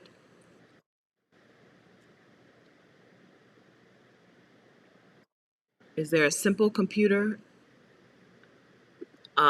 Just use your phone. S. Wiseman, is there a simple computer elderly moms can use just for us to do video calls while I'm on travel? So you want a computer that your mom can use? Does she not use a smartphone? Video calls. So my mom and I do FaceTime. Mm-mm. Well, we do. We have FaceTime, but we mostly use Facebook Messenger because I don't know. My mom likes it better. Um, And I remember going over to her house and we used Messenger. I put Messenger on her phone. This was 2015. I put Messenger on her phone so that she could do it, so that so that we could try it out before I left. A simple computer. Does she have an iPad? Is that simple? So, oh, you know, those Chromebooks are simple. I've never had a Chromebook, and I don't know that they still make them. I think they have to still make them, right? A Chromebook is basically just for the internet. It doesn't have all of the other stuff. It's basically just for the use of like Google Chrome, right? Anything you can do on Google Chrome. And then y'all could do your calls through FaceTime. I think mostly you just want to make sure that you show her how to use it and don't leave her to try to figure it out. Because my dad and I never, ever, never have done a video call with just the two of us because he's not going to figure it out. So my mom, I have to call my mom and then she'll be like, there's Stephanie. So I think, yeah. So maybe a Chromebook. Let us know in the chat. What do y'all think? Maybe a Chromebook, but if she has a smartphone, that's enough. The smartphone, if she's not on Facebook, then if you're both on if you both have Apple phones, then you can just FaceTime each other. Ms. Dow. Okay, so Rashida's mom is here. Hello, thank you for that, Ms. Dow. So Rashida left and traveled long term as well. Her mom says frequent contact with mom will reassure her of your safety. That's what bothers mothers the most. All right, so you heard it from the mom. Yes. So I think I told my mom how often I was going to call her in the beginning. I'm pretty sure. And my mom was following me on Instagram, right? And I was posting every day on Instagram. During my sabbatical, I actually did post every day on Instagram. Now I post, last year I posted 12 times on Instagram. But back then I did post every day on Instagram. So those were ways that she knew that I'm out, I'm having fun, I'm still alive. So set up a schedule. Even like if you have to set up a schedule, do it. Set up a schedule for when you're going to talk to them and how. When you're going to talk to her and how. Thank you for that, Ms. Dow.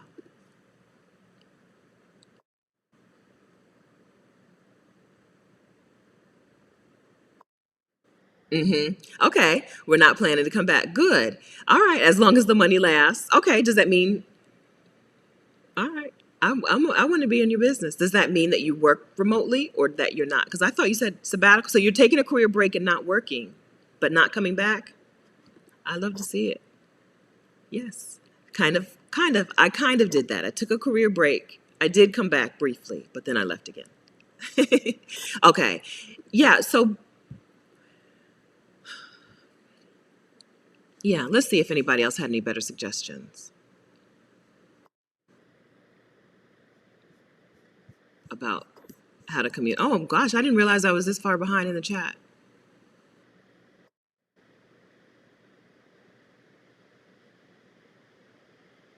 No, okay, I don't see anything else. Kathy says for her mother, the smartphone is the easiest. And Angela, okay, thank you guys. Okay, and then Angela says for some seniors, the smartphone screen is too small, but a tablet, like a Chromebook screen, is perfect. Get her a tablet. Okay, okay. Yes, so I would say Chromebook or iPad. Like you can get a used iPad. I used to, up until this laptop, which I didn't even pay for, right? All of my Apple products have been used. I buy used stuff because people, there are people who always want the newest. My mom actually paid for my laptop that I'm using right now, and I didn't. So I was like, if you buy this and put it on my tab. Anyway, so this is that's not what you asked me. Anyway, so I'm saying that I've never bought a new Apple product, even though my laptop is a new Apple product. Everything else that I've ever had was used. Okay, so Chromebook or iPad seem to be our suggestions. All right, Chromebook or iPad.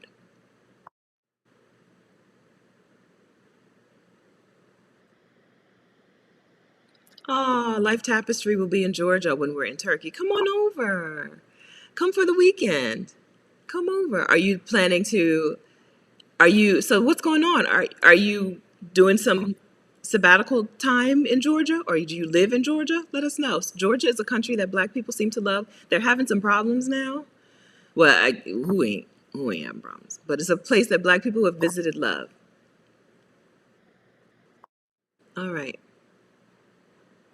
Okay, Cutie Pie says she also uses Share My Location on her iPhone. Every time I travel, my mom makes sure the Share My Location is on and working so she can check in. Okay, that's something I've never done, for that. I only did it when I had a car problem, right? I've never done shared my location for that, but that's helpful. So what I do, so I guess I can tell you what I do when, or what I did during the sabbatical, because I do it less now. My mom's like, whatever. Just call me on Sunday. What I used to do is every time when I was getting on the plane to go to the next place, I would send her my flight info and my Airbnb address. And then she could go on Google. My mom is an internet investigator. She can sleuth some things out. So then she would go on Google Maps and look at the actual street, like see the actual house that I was going to stay in. Sometimes I slip on that now, but I try to still do it. I know I sent her this address, so I try to still do it, but sometimes I slip. But every time I'm getting on transportation, flight, train, bus, I send her that info, because you never know. I feel like that's the most dangerous thing I do, right? The most dangerous thing I do is get on a bus or get on a train or get on a plane. So if she has that information, if anything happens, she knows if I was on that bus or that train or not, you know. So I sent her that information, and I sent her the address of the next place. When I was going on my sabbatical, there were times when I left a place every 3 days, and then there were times when I stayed in one place for over a month. But either way, no matter what, I sent it to her. And then she used to send it to other people, like as a backup. In case something happened to her, other people in the family would know where I was. Now, like, nobody cares where I am. Hello, family. But that was our system at that time. And then I think in the beginning, I may have called. I really don't think I called every day. But I was in Malaysia and Thailand with good internet and not doing anything. So I may have called pretty regularly in the beginning. Then for a while, then it was like once a week. You know, I'll call y'all on Sundays after y'all are done with church.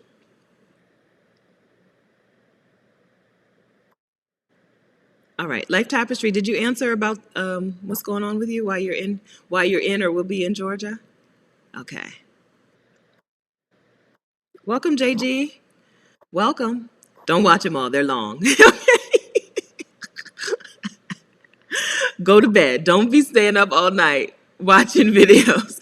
That's not true, AZ. I know that's not true. I know that's not true. She may just express it differently. Okay, good. All right. Okay, good. All right. Another satisfied customer.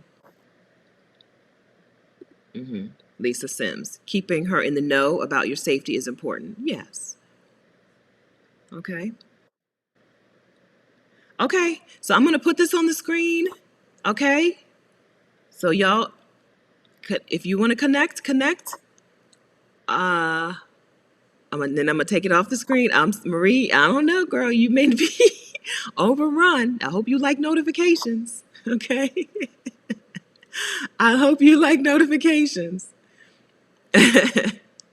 Alba has the opposite, right? Alba has children who are always like, where are you? What you doing? Is that place safe? What's it look like? Okay. Yes. So Robert C. Robertson. Yes, you can drive. Yes, you can drive from the U.S. to Panama, and then if you want, I think you can take a ship over to Colombia. Right? You can drive. There are people who drive from Canada to the bottom of Argentina to where you can, you're almost in Antarctica. Right? You can drive this. Absolutely. I'm not saying that it's not possible to drive down into central Mexico or take a bus. I'm just saying, ugh, it sounds awful. Right? So realistically, how much are you going to enjoy this trip? How long are you going to be in Mexico? Is it worth it for you to be on a bus for 36, 48 hours, or buses, right? It'll probably be multiple buses, but is this worthwhile? I don't know. I don't know. I don't know. Yeah, I'm all into overlanding as a practice, but I'm into overlanding at your pace. Road trips and overlanding are wonderful ways to get to places and see places, but I don't know about that. Okay, Cutie Pie says I do the same. I always give info to where I'm staying so that she knows where I am and register the trip with STEP. Okay, something I don't talk about enough. All right, thank you for this, Cutie Pie. The U.S. State Department has a Smart Travelers something program, STEP, where when you leave the United States, if you're a U.S. traveler and you leave the US, you register with the State Department so that if something goes down in that location and they need to get you out of there, they can get you out of there. It's for other reasons too. Also for like just if people lost contact with you, that would be a way for them to the State Department to get in touch with you as well. It's important to do. I did it on my sabbatical, that 12 months traveling Southeast Asia. I registered with STEP.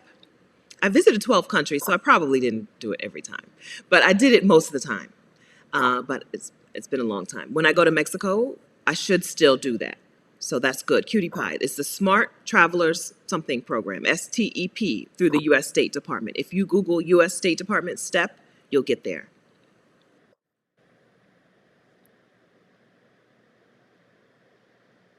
Okay? Wish I Am audiobooks. Some third world countries are keeping internet speed very low. In my anecdotal experience and in my research on sites like Nomad List, okay, you're going to find faster internet in places that we would have called third world, right? In these developing countries, or I don't know the proper word. I don't think we don't call them third world, I know. I don't think we even call them developing anymore, right? I've had the fastest internet of my life in Malaysia, okay?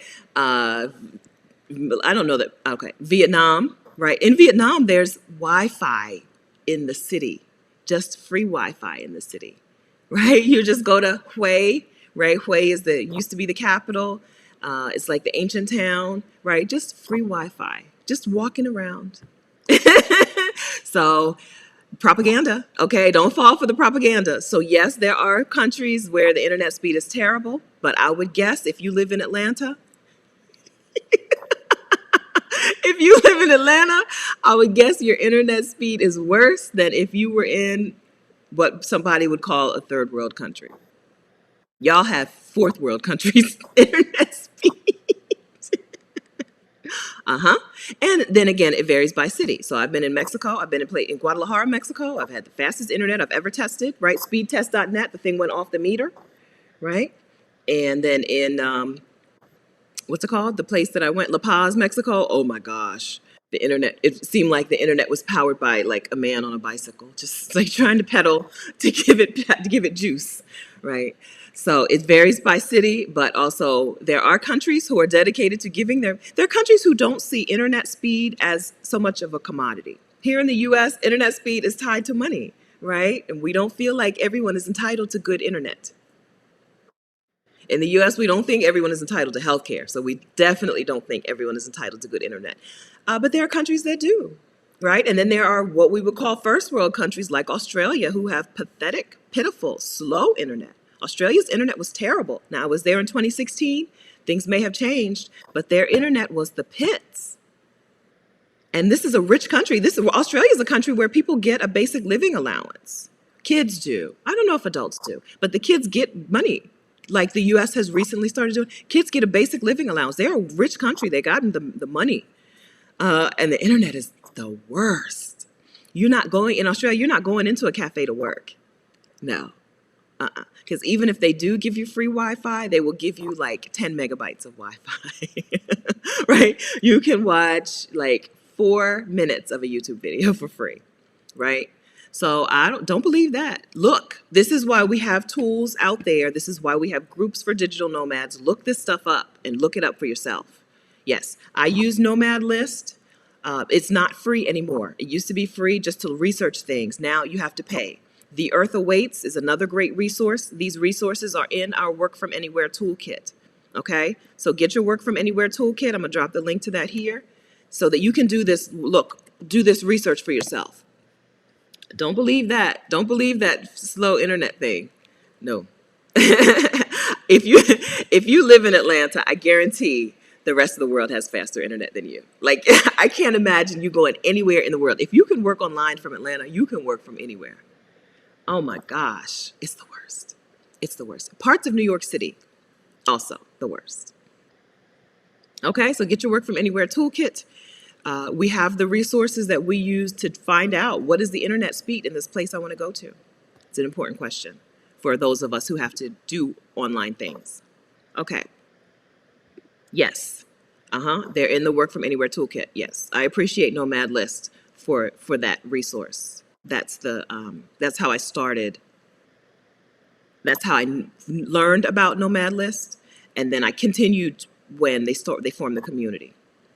Everything is tied to money. It's all tied to money. You'll find that it's surprising. So this is a thing that talking about the great unlearning, as NW calls it, NW, the great unlearning, right? There are places in the world that don't tie certain things to money. Healthcare, education. Healthcare is free in parts of the world. Education is free in parts of the world. So when we try to think about things in terms of that's what when we talk about going to a new place and trying to replicate what's done in the US, you're going to fail. You're going to hate it. It's not going to work, okay? Because these people don't do things the same way. They don't value the same things that the US values. Money. Right. At the expense of all other things. Yes. Okay?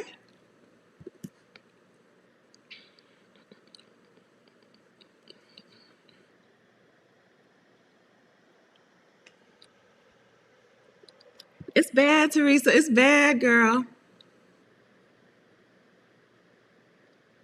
Singapore is definitely not a third world country. Wish I am audiobooks. Definitely not. You haven't been to Singapore. Singapore is the advanced country, right? Singapore, Japan, those are not third world countries. No. Oh, good. Wonderful. AZ got a lifetime membership to Nomad List. Okay, wonderful. Okay, I need that. If you get another hookup, holler at your girl. Yes, Costa Rica faster than Columbus, Ohio. Yes, that's right. Yeah, do your own research. Okay, don't listen to people who are out here telling you how good the U.S. is compared to these other places, because you're going to be stuck in the U.S. not enjoying the benefits that these other places can afford you. Fatima, hi. I have never gone through the residency process in Mexico, but you know who has? My friends. Rashida Dow from Sheeta's on the Loose is now a temporary resident of Mexico. Adelia, who is in the chat or was in the chat earlier today, who is Picky Girl Travels the World, has permanent residency in Mexico. They've gone through the process and they've made videos about it. I'm going to link to my Move to Mexico playlist if I can do that quickly enough, and you will get that information from them. Okay, so what I know about getting residency in Mexico is what Rashida has told me and what we learned. Yes, and what Rashida taught in the workshop. We did a workshop also.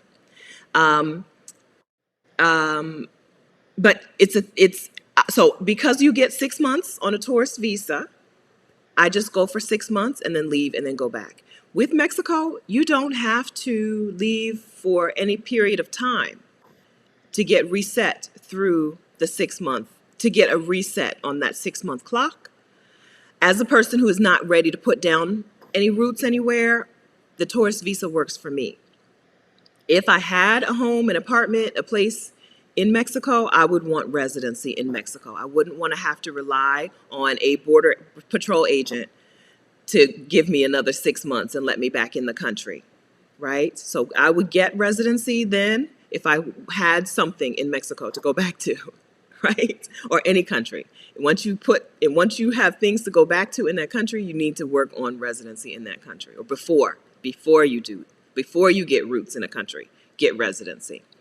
But with Mexico, literally, you can fly to Tijuana, walk across the border in the airport, right? The border is inside the airport, right? Have lunch. I think it might be right. It might be as soon as you step out of the airport or something, right? Walk out, have lunch, and then fly back to whatever town you're in Mexico. Like, you don't need to be gone for any amount of time. With Portugal, you get there for 30 days on your tourist visa. You have to leave 90. Excuse me. With Portugal, you get there for 90 days on a tourist visa. You have to leave for 90 days before you can come back. With Mexico, they're like, 90 minutes is fine. 90 minutes is perfectly fine. So I have not. And then Joan, hi Joan, J.H. Hardy is Joan. Joan has residency in Mexico as well. And some of the women in the chat do.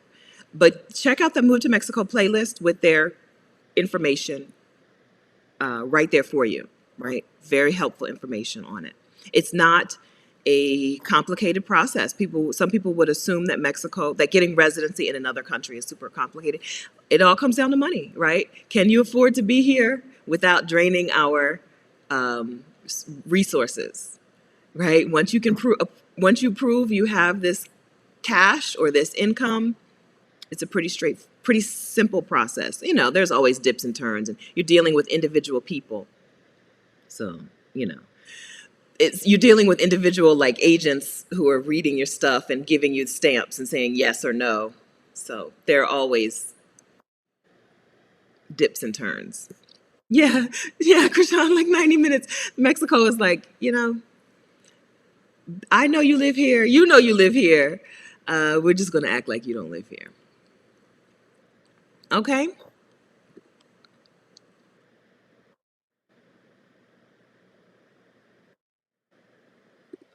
I'm just getting back to Nomad life, writer, not location dependent. Good.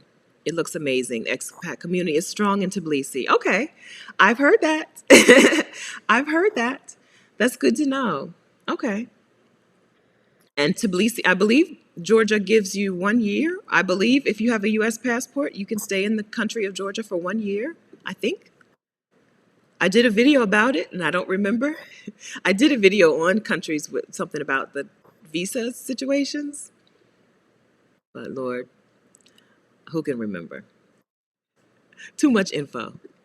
Francine, hi. Francine, also in Mexico. Francine has temporary residency in Mexico. Francine got a teaching job in Mexico, right? Francine teaches English in Mexico, and the school handled her residency process for her. Australia is a country. The continent is Oceania. Australia is a country. Australia, New Zealand, and whatever. Well, I guess it is a continent. I don't know, but it is a country. I know it's a country because I've been there. Stephanie is right. Please do your own research. This white guy said you must take 8 shots to go to Ghana. It's only yellow fever and the COVID test. Yeah, the nose COVID test. Lord have mercy. If I never do that test again, it'll be too soon. Is this for me, Stephanie Joan, or a different Stephanie? Where do I plan to settle? I think Portugal is the total package, and I think Portugal is the answer. But there are parts of Mexico that I would also consider. But I think Portugal. I don't really have a good answer as to why I would say Portugal edges out Mexico, except that I've spent more time in Mexico than I have in Portugal, and it would just be nice to spend more time there. Also, men, so no lie. Also, I think my odds of getting my dating chances would be better or are better in Portugal. But seriously, just because Mexico and Portugal are tied are neck and neck in my book.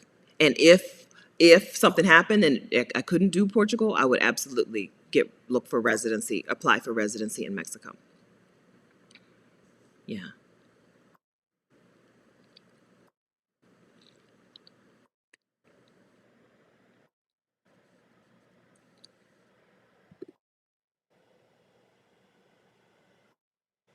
No. JG, if you get residency in Mexico, do you have to apply to go back to the States? No. You keep your U.S. residency.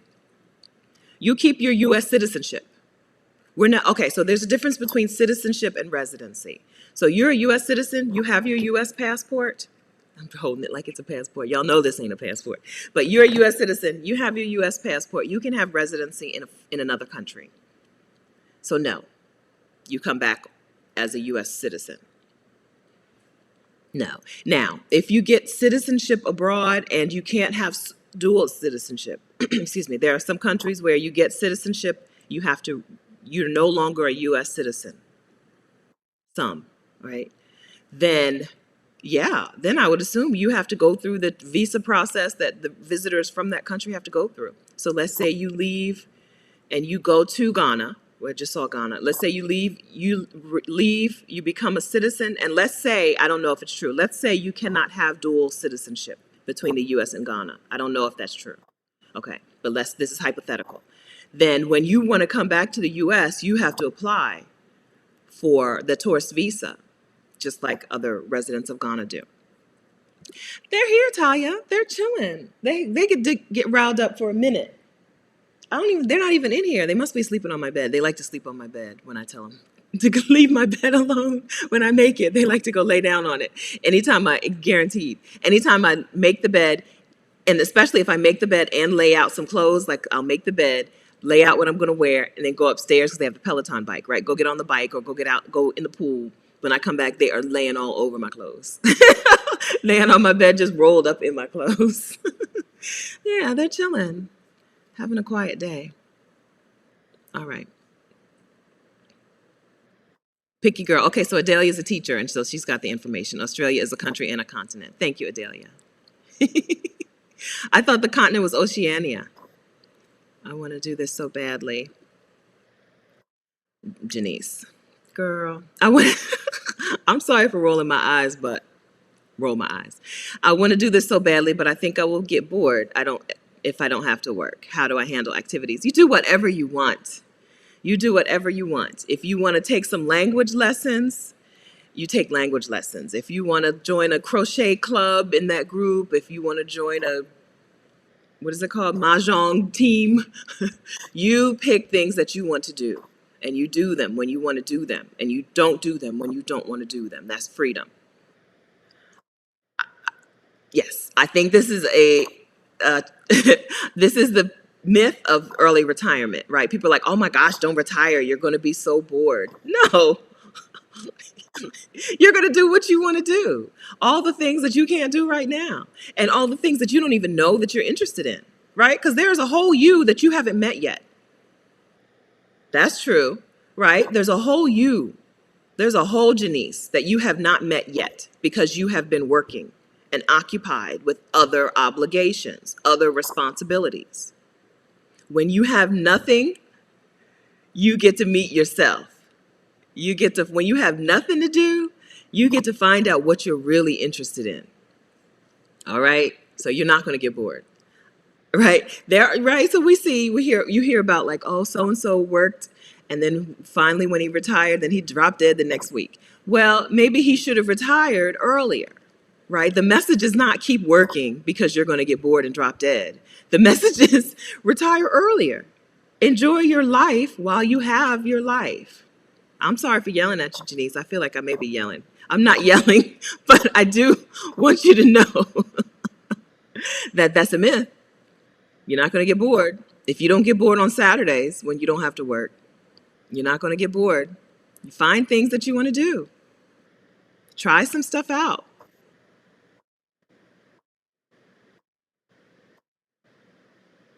Jay Flaner. Too many Americans in Portugal right now. Portugal is a big enough place that you can get somewhere and not see Americans. Right? If you're in a place and there are too many Americans there, just go to another town. Right? I did it. I did it. Right? Same with Mexico. If you get to Mexico and you're like, oh, there's too many Americans here, just go to another place. Right? Just don't leave that neighborhood. That's the problem when we go someplace and we hang out with only American people, then we see only American people. Like, it's a big country. Go someplace else. Mexico is wonderful. Hey, Letitia. Mexico is wonderful. Diverse landscape, food, cost of living. Like I said, I think I say this about both places, Mexico and Portugal. I say they're the total package. They really are. They really are.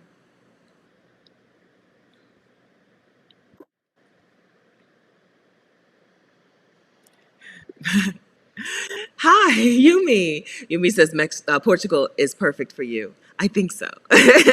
I think so. I can't wait to check it out. I did an interview on Yumi's website, on her blog, Flex and Fly. So check out, if I had the link right here, I would give it to you. Check out that. So if you look in my community tab, you'll see the link to it. I linked to it just a few days ago. I was interviewed on Yumi's blog, Flex and Fly. Yes, I think so. Having been there and spent some time there, I feel pretty confident that that's the place.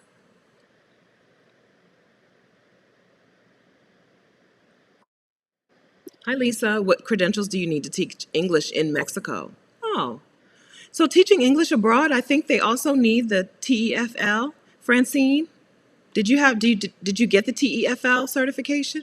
Are you still here?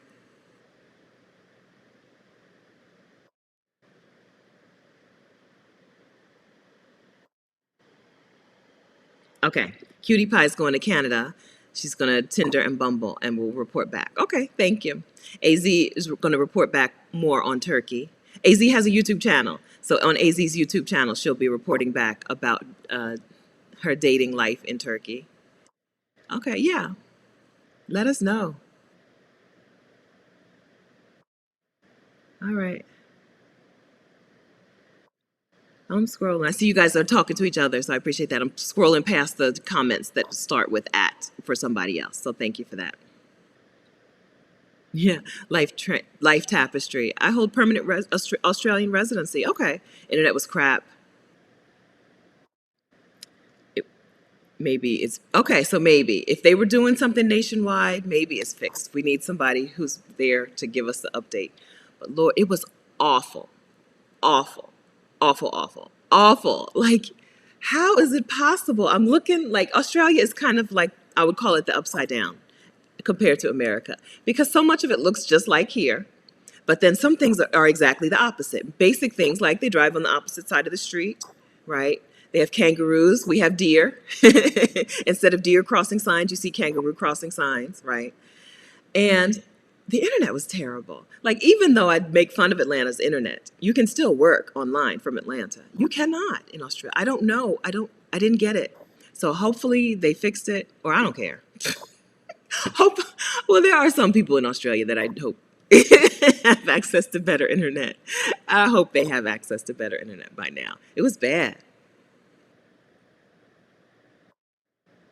Yeah, Truffles, she ain't worried about us today. She is not worried about us. Thank you, Adelia. Okay, thank you. Adelia's fixing me. Okay, Oceania is the region, not the continent. Okay, thank you very much.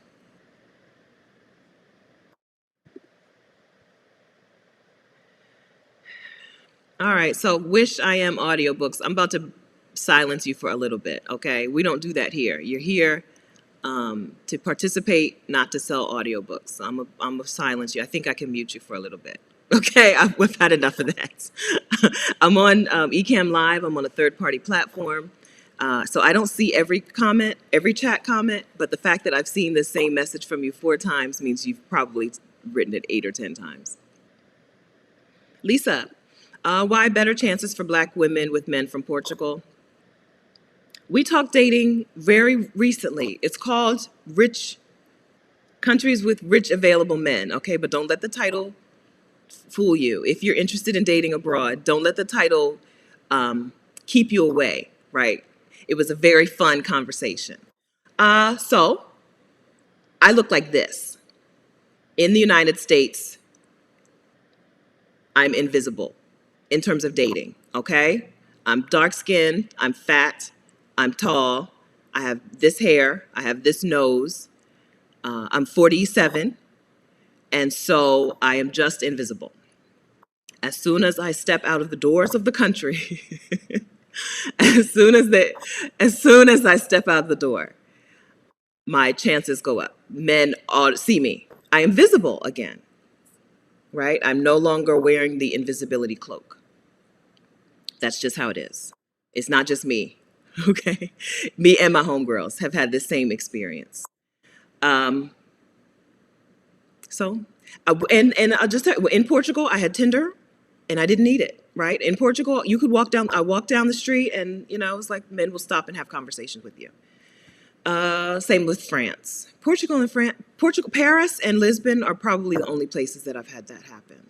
Well, no, also, what is it called? Hungary, Budapest. Okay, so maybe not. Okay, so forget about the only place thing. It's just different. It's different. There's a different view of Black women. Black women are seen differently by men differently in different places. Watch that video. I'm not kidding. It's really a good video, okay? I know the title is Where Are the Rich Men At? And yes, that was a serious question, okay? But it's also a real conversation about dating as a Black woman abroad. And we'll talk more. AZ is younger. AZ has a different perspective. So she's talking that on her channel. We're going to talk more of that here on this channel because I have a goal. I have a vision board, and on that vision board, it says, I want to be in love with someone who is in love with me. right? I want that relationship. I feel like I can do things that raise my chances, including go places where I am not invisible. Right? Including just going places where I am no longer invisible. Portugal is one of those places, but it's easier to just name places where I'm invisible than it is to name places where I'm not invisible, right? It's easier to just say it's terrible in the United States than it is for me to list out the places where it would be better. Real talk, okay? I don't know what you look like. I don't know. Things are different for different people, right? Different women have different perspectives, but I am this color. I have this body and this nose and this hair, this height, and it's hard. It's hard. It's hard. There's no dating option for me in this country. All right? That's not the subject of this video, but that's true. Okay? Yeah, Ivory agrees. European men approach me more often and without internal struggle. Girl. Yes. And that is here in America. Okay. One just approached me yesterday from Lebanon in the US. Yeah. Yeah. I'm all in on deciding what it is that you want and then going somewhere to increase the odds of that. Right? So we're talking today about the freedom of being a digital nomad versus an expat, right? But it's the same concept. It's the concept of what do you really want and how do you get that thing? You don't have to know how to get a thing. You just have to put some action into it. You're right. So you have to come up with your best guess, put some action into it, and then let the entire universe, God, the world conspire to bring that thing to you. So that's what's happening. Moshe, okay, so we've talked about Asia also, so we're going to flip the switch. If you don't want to hear about dating, thank you for joining us today. Thank you so much. Make sure that you are subscribed. If you have questions that I didn't address, leave your questions in the comments or in the chat. I appreciate you. But we're going to flip the switch because we don't talk enough about dating as Black women. Okay.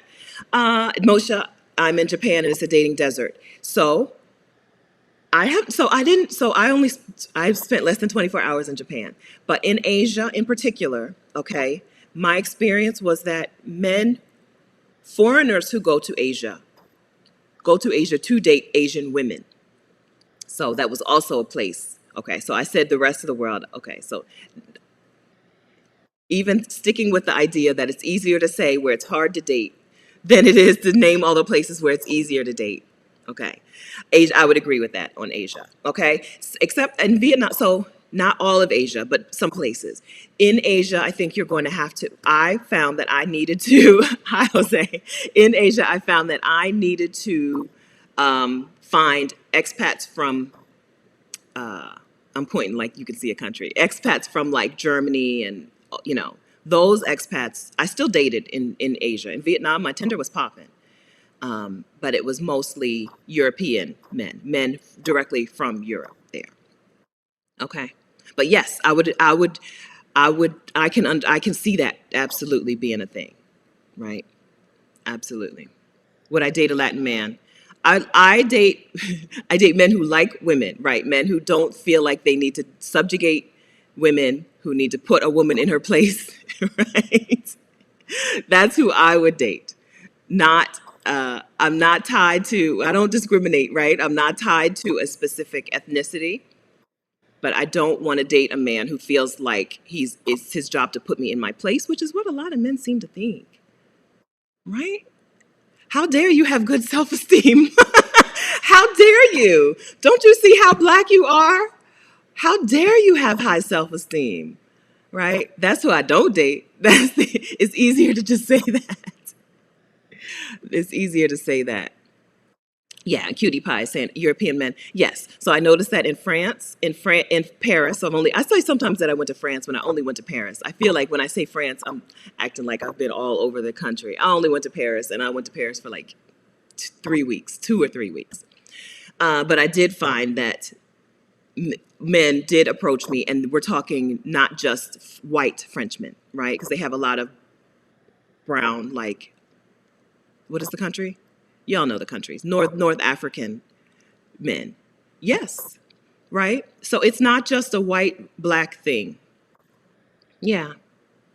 Okay. And W, I'm always talking about dating. I'm here for it. Okay. All right. Yeah, I don't. Okay. All right. Welcome. All right. Yeah, I don't. Okay. Let's. Hi, Zoe. Zoe from the Exodus Collective. Factoring in dating options when choosing your destination is such good advice. Men in the Caribbean are easy to find, whether you want to keep them as Zoe. So, I gotta get myself together. Zoe just moved to Grenada from the UK. From the UK to Grenada, you've upgraded. So we talked the other week about how I can't stand the British men's accent. I can't stand Englishmen, the accent of Englishmen. So you've already upgraded. So now you no longer have to hear that talk. I'm glad for you. I'm happy for you. No offense to you and your family, because I'm realizing that you have Englishmen in your family. But you've upgraded accent wise. So yeah, yes, yeah, that's right. So you have to think about you have to put these things on your list. You have to think about where are my odds better, and then also like what are they into, right? What are men there into? We talked about Turkey a couple weeks ago. My odds are better in Turkey, but if I go there, am I going to end up with a man who doesn't like women, right? Who feels like ugh, you're beneath me. We're not equals here in this thing, right? So you do have to take that into. I don't see anything wrong with it. There was a comment a couple of weeks ago about kind of making fun of men who go abroad to date. But hey, go after what you want, right? If it works for them, if they like it, I love it. I think you go after what you want. I don't. That's it, right? Like that's it. I'm okay with it. Yes, Letitia, my Tinder was popping in Vietnam too. Was it the tourists? Was it Vietnam has a lot of digital nomads because they have that good internet and the low cost of living. There are lots of digital nomads passing through Vietnam. I don't remember if they have any kind of extended visa situation. I think mostly we're just talking about people who are here for 60 days at a time. I think things may have changed, or maybe I didn't know at the time. But yes, right, but only with certain types of tourists, right? So in Vietnam, we've got lots of Australian tourists, we've got lots of European tourists, lots of American and Canadian tourists. American and Canadian tourists still didn't want anything to do with me. Well, not Canadian, I don't know, but American tourists still, nope, invisible, still invisible. But lots of Germans. Germans get all that vacation time, and they travel a lot. So whatever. There's no problem with just dating Germans around the world. You can still keep your dance card full just with the Germans. Sam Small has a different experience in Japan. I went on a couple dates with Japanese men in Japan, and they are gentlemen. That's good to hear. Yeah, good to hear. The men were shy and just stared a lot. I can believe that. Yeah, that it would be hard to get past I'm attracted to her. Now, how do I ask her on a date, right? That kind of like the Australia situation, but not the same. In Australia, it wasn't, I'm attracted to her, but I'm afraid to ask her on a date.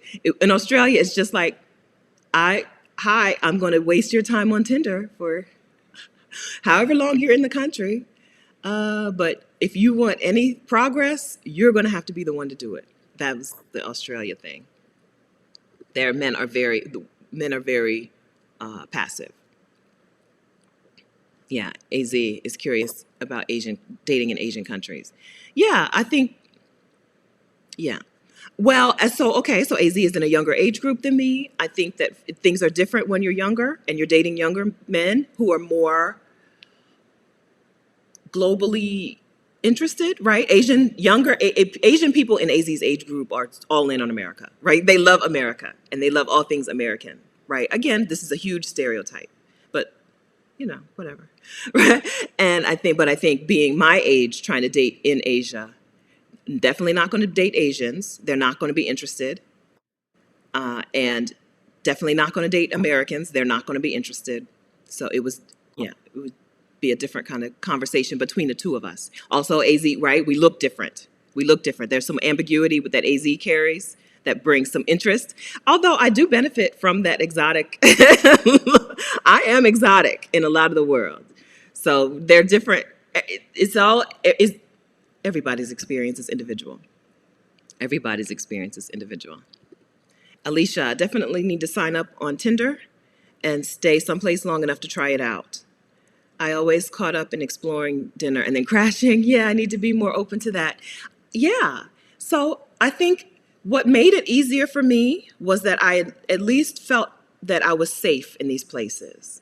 I lived in Wilmington, Delaware before I went on my sabbatical. I'm from Delaware. I lived in Wilmington. Wilmington at the time had the highest violent crime rate per capita in the country.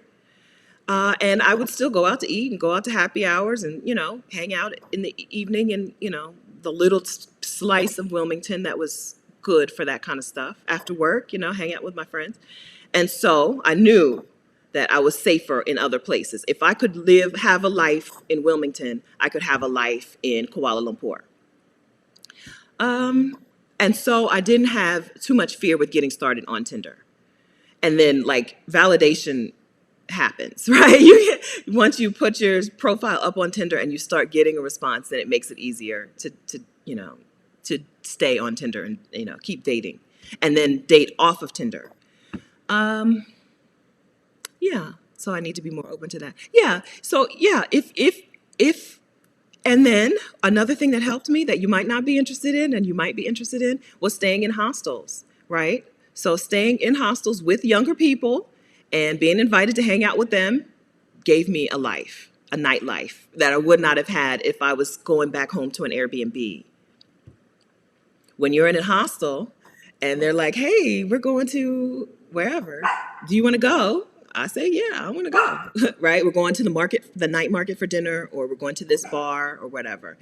That also helped me break out into having a social life during my sabbatical, during that gap year that I traveled full time. Truffles likes that too. Okay, thank you. She wants us to know that the neighbor is walking by. Yeah. Yes. So a combination of hostels and Tinder meant that I did have a social life, a nightlife while I was out and about most of the time that I don't have now, right? So I'm here in Tampa. I'm house sitting in this fancy house on this fancy island with fancy neighbors, and I haven't been anywhere, done anything, met anyone. But Tinder abroad was a great way to meet people. I wrote a blog post about it called the Tinder Tour, right? How you go someplace and you get basically a free tour guide from Tinder. Tiffany, yes, honey, yes. Yes, right? Our beauty is not determined by other people's reaction to us. I don't know. There's a better way of saying that somewhere in there. But yeah, your beauty, your value, your worth is not determined by other people's reaction to you. Yes, to that. I have restrictions. Good question. Okay, good question. And W says, I can't be that open. I have restrictions. I wonder if that will change when I leave the U.S. Good question, right? How much of who you are and what you do and don't do are determined by your current environment, right? Are determined by trauma, fear, messaging, propaganda. How much of that is that? How much of you is that? We don't know until we go. You really don't know until you have some free time, right? And there's a 12 Days of Career Breaks video on Rashida's channel. Sheeta's on the Loose. We interviewed JC. I don't remember JC's last name. I'm sorry. We interviewed JC and she said that, and that was a light bulb moment for me. She was like, how much of me is just things that I have set up because of trauma and because of the environment that I'm in, right? So you're right. So yeah, who knows? You don't know until you go. You really don't know what you really are into, what you really like. How much of these restrictions are really from a place of wholeness, and how much of those restrictions are from a place of trauma, fear, and doubt, messaging, all of those things. Good question. Keep that question in your mind. Our Portuguese mentor, we're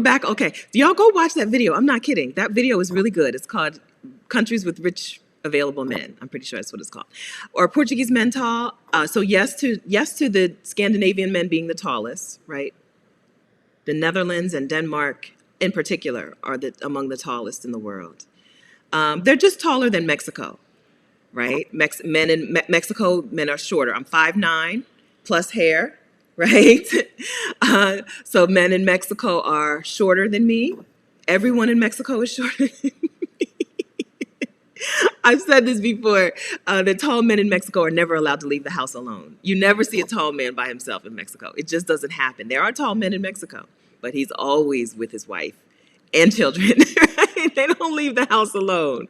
So I think having walked the streets of Portugal and not being head and shoulders above everyone, I think that they're taller. I don't know the stats, but I just anecdotally, I think they're taller people. And so in Mexico, men do still stop me, but they're older. So I'm 47, and we're talking men in their 60s. Whereas in Portugal, the men who did holler at me were at least in my age group.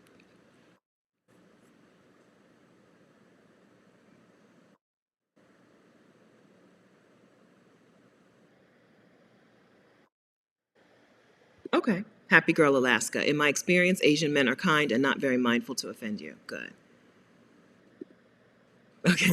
Zoe, in the Caribbean, yes, there's definitely an expat dating scene. The size varies from island to island. That's right. We talked a lot about the Caribbean a couple of weeks ago in that video because we were instructed to, if you want a man with means, with dough, check out these countries that have that residency called, I got it right here in my notebook actually, called the Golden Visa, right? And there's a couple of Caribbean countries that have the Golden Visa, which means that they would have people who have dough. Yeah. So I think the Caribbean would be a good place to date in general. I think. Maybe not. I could be wrong. Thank you, and Moshe. I was stumbling over this. Algerian, that's right. Yes, in Paris, yes.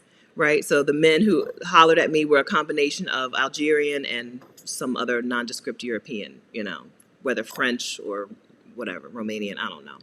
Yes, rainbow colors in Paris. Yes, it's true. Yes, thank you. I couldn't remember it. All I could think of was North Africa. That's right. Most men want to control a woman. There are differences, right? There are differences. We talked about that. There are men who do value women as equal to men. We call these men feminists, right? There are feminist men out there who do feel like we're partners in this thing.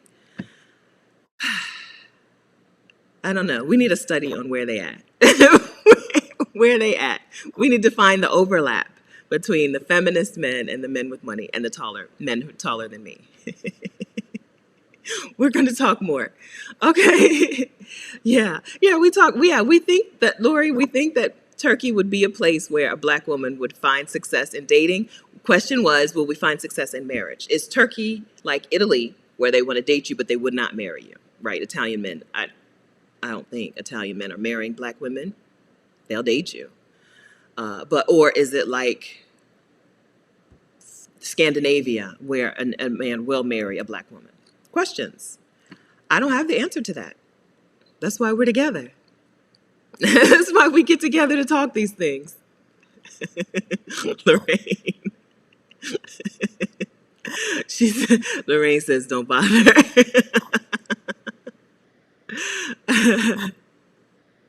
They try. Eartha says, I don't think anyone could put you in your place. They try. They try.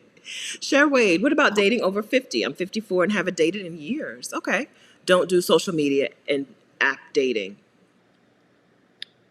If you're open to it, try it. It's where people are, right? Especially now when we're like sometimes on lockdown. We're like going through cycles of lockdown. If you're willing to try a dating app, try a dating app. Anybody have any recommendations for women, for a woman in her 50s? As a woman almost in my 50s, Tinder was fine. There's trash men everywhere. Trash men who are trash are everywhere. So I don't think you can avoid finding them on any app.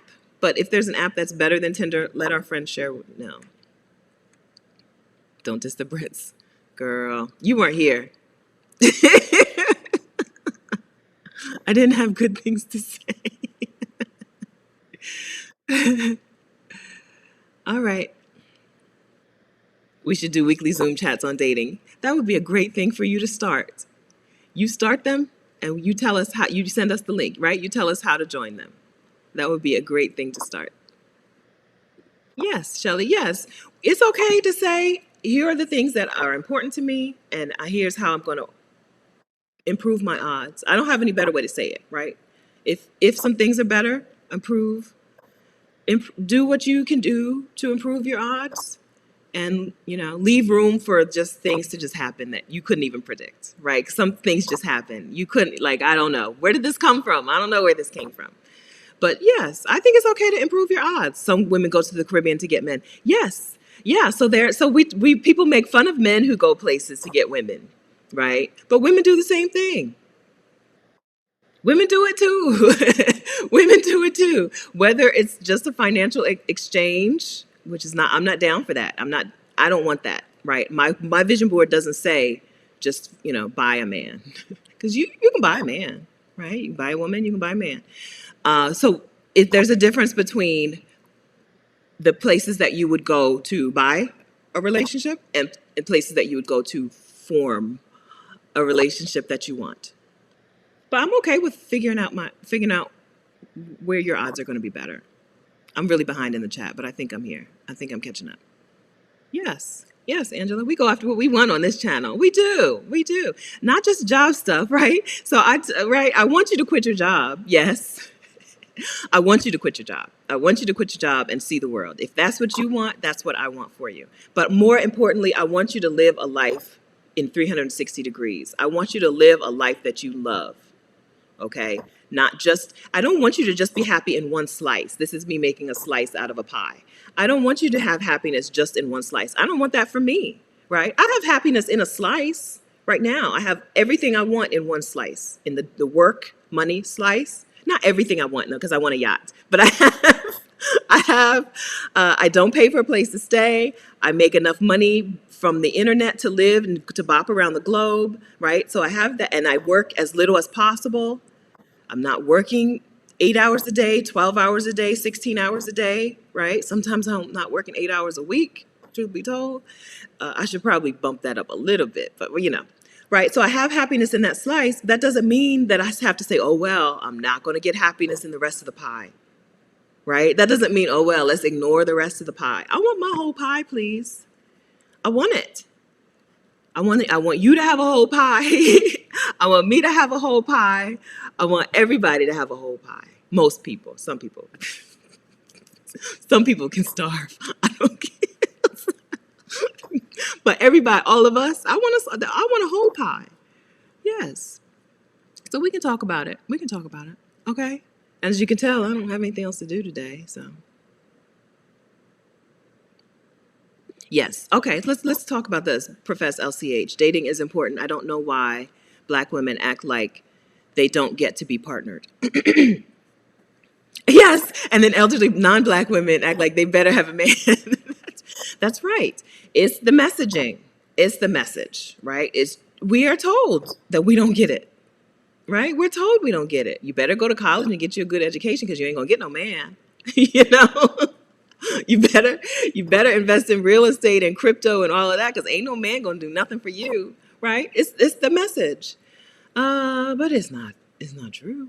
Maybe we need to move to a place where we improve the chances, but we can have it.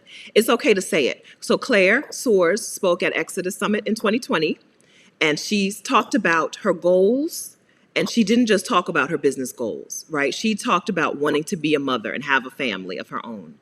And I was like, I couldn't believe she said the words, right? Because it was a talk about business. It was a business talk. Claire's session was on growing a business that you can run from anywhere in the world so that you can, live. So that you can live a sustainable life abroad and not just, for a short term. And I was so surprised to hear her say those words out of her mouth. She's a 6 or 7 figure earner. 6, 7. 7 is million. She's definitely a 7-figure earner. Her business, or she runs a 7-figure business. So I would get, yeah. And right, and so these are women in particular who are told, don't say anything about relationships, don't talk at all about a man, right? Um, and when I was like, I am so surprised to hear you say that. I even said the words out loud. I'm so surprised to hear you say that because we're just told not to, even if you do want it. So don't want it, okay? But if you do want it, don't talk about it, right? Act like you have everything you want and don't talk about this thing that you do want, this man, because it's not going to happen for you, sorry, right? I happen to be on the other side of the camp. I believe in saying what you want. Talk about it. Say it. And then put some action behind it. Put some steps to it. Yes, and you're right. Like white women don't I I went to two high schools, okay? So I went to high school in Westerville, Ohio, Westerville North High School, which was a pretty affluent suburb of Columbus. And then I went to William Penn. I graduated from William Penn High School in Newcastle, Delaware, not an affluent neighborhood, right?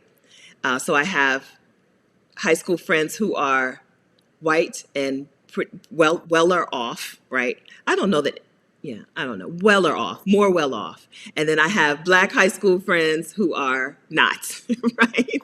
At graduation, or by the time college graduation happened, those white girls had husbands. All of them. Didn't matter, right? The smart ones, the dumb ones, right? The nice ones, the mean ones, the attractive ones, the ones who didn't put any effort into their appearance, all of them, right? Black high school friends and black college friends, psh, nope. Women, right? Black women friends, nope, right? So how long do you see that before you start to say, well, it's not going to happen for me? White women never expect, white women, never, you're right, Professor LCH, they never expect that somebody's not going to want them, right? They never expect that. It's because of historically, they can look back and they can be like, psh, me and my girls, we have men. Y'all don't. But I'm all in on if you want to say it. And then figure out a way to improve your odds. I've said this 50 times now. Y'all are over that. But yeah, I believe that.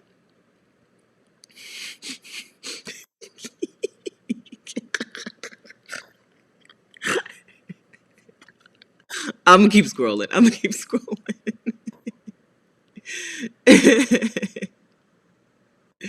I hear that too. Sharon says when men ask her where she's from and she says America, they're confused by it. I've had people in South Africa. I think South Africa was probably the place where people were the most confused by my answer. Right? I was obviously not South African. They're also black South Africans are very small people. It was obvious that I was not South African, and so that's why they asked me where I was from. And I didn't speak.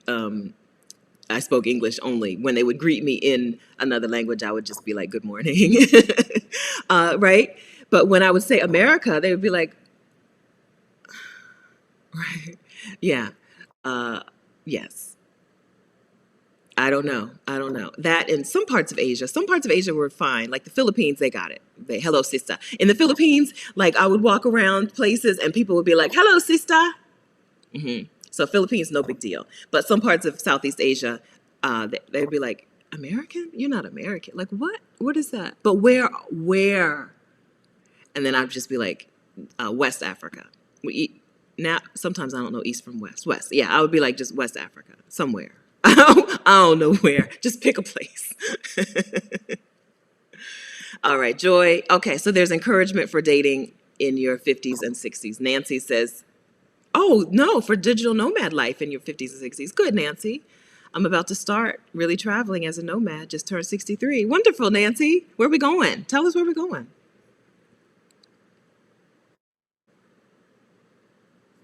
April, just go, like, seriously, there are other places, right? So when your time is up and you're leaving Japan, just go someplace. If you want to spend some time dating, go someplace where your odds are better, which is basically anywhere else. Anywhere else. Yeah. Yeah, I say I'm invisible. I'm not kidding. I'm invisible. Like, not only like I see you, but I'm not interested in you, but like I don't even see you. invisible. It's been like that for a long time. So as you know, I was in the Army. When I was in the Army, visible, right? I was hyper visible. But from the time I left the Army, so I didn't join the Army until I was 26. So I was done at 30 or 31, 30, so around 33, 34, just became invisible. No, Lisa, you weren't here. I think I speak for the class. Do I speak for the class when I say no? Idris, I hate that accent. I hate it. I hate it. Am I speaking for the class when I say that? I hate it. It's, I can't stand it. I can't take it. I can't take it. I can't take it. I'm like, go back to being in character, please. All right. Thank you. Can I work? Thank you. I'm glad you're here. Welcome. I think we're going to wind it down. We've covered we've covered four subjects, right? So we've covered the digital nomad versus expat life. Again, I hope you take some time and be free. Don't try to replicate what you have here someplace else until you spend some time being free. Okay?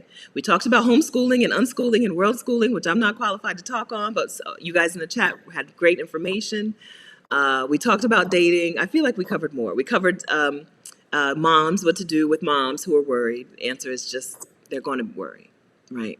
It's going to happen. Right, stay in communication. Ms. Dow said, set up a communication channel, give a communication schedule, right? I'm going to call you on in Facebook Messenger every other day at this time, or set up your schedule so that they know what's up. Okay, so we covered all the things. All right, Alicia. Okay, Alicia also likes hostels. Okay, yes.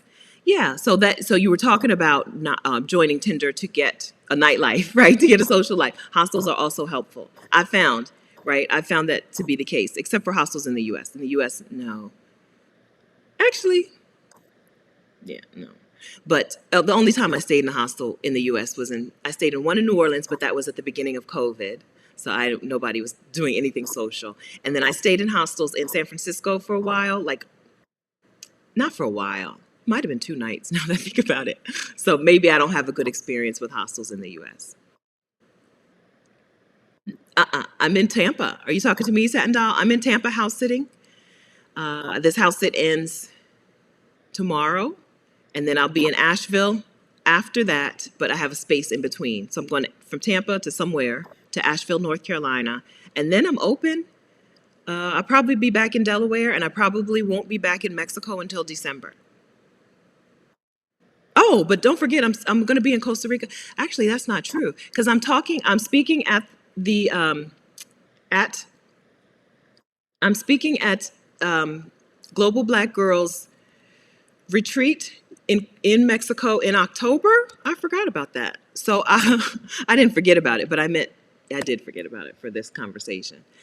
So I'll probably be back in Mexico October through the 6 months from there. Normally I don't get there until November, and I go November through May, but this year I guess I'll be there like October through April. JG, do other areas except the fupa, the stomach? I think so. I think that's a thing. Like, it's just a matter of men who like women and what women actually look like, right? There are some men who don't like what women actually look like, right? They like a cartoonized version of women and not an actual woman. So you just have to find like where men actually like women. That's why I say that. I like men who actually like women and like what we look like what we talk, how we talk, like our minds, how we think, how caring or uncaring we can be. I like men who like women, including the physical women. Yeah, because there are men who just want the cartoonized version of a woman, which we're seeing, and a lot of women are deciding to get that, to do that, to get men, right? That's their way of increasing their odds, right? I'm not saying everyone who gets surgery, right? Not everybody who gets a butt lift is doing it to get a man, right? But some are. Absolutely. I don't think there's any shock in saying that. Some are, right? To to fit into that cartoonized version of a woman, that stamp. It's like it's not really a cartoon. It is a body that women have, that black women have. It is a version of a black woman's body, but it's just like a copy paste version. Anyway, so are there? Yes, the answer is yes. Is weight a big issue in other areas? So there are places where there are no fat people, and the issue is really like, can you get clothes here, right? So like, let's go with Thailand. They're small people and they're not fat people. I had to get clothes made in Thailand, no problem. Did I also get? Was my Tinder on in Thailand? Oh, did I Tinder in Thailand?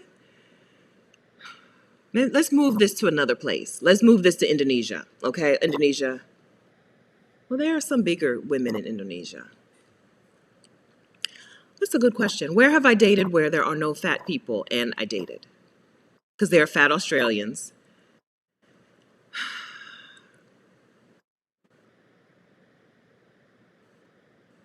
I'm going to need to think of this over. Because there may be a connection.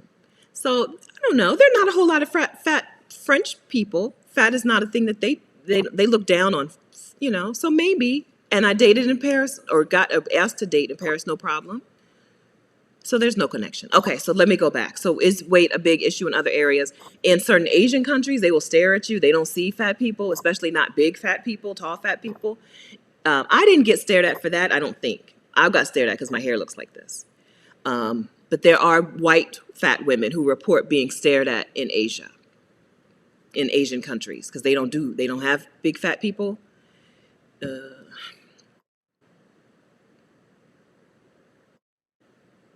Other places, I don't think so. South Africa wasn't no big deal. Nobody cared. Nobody cared either way.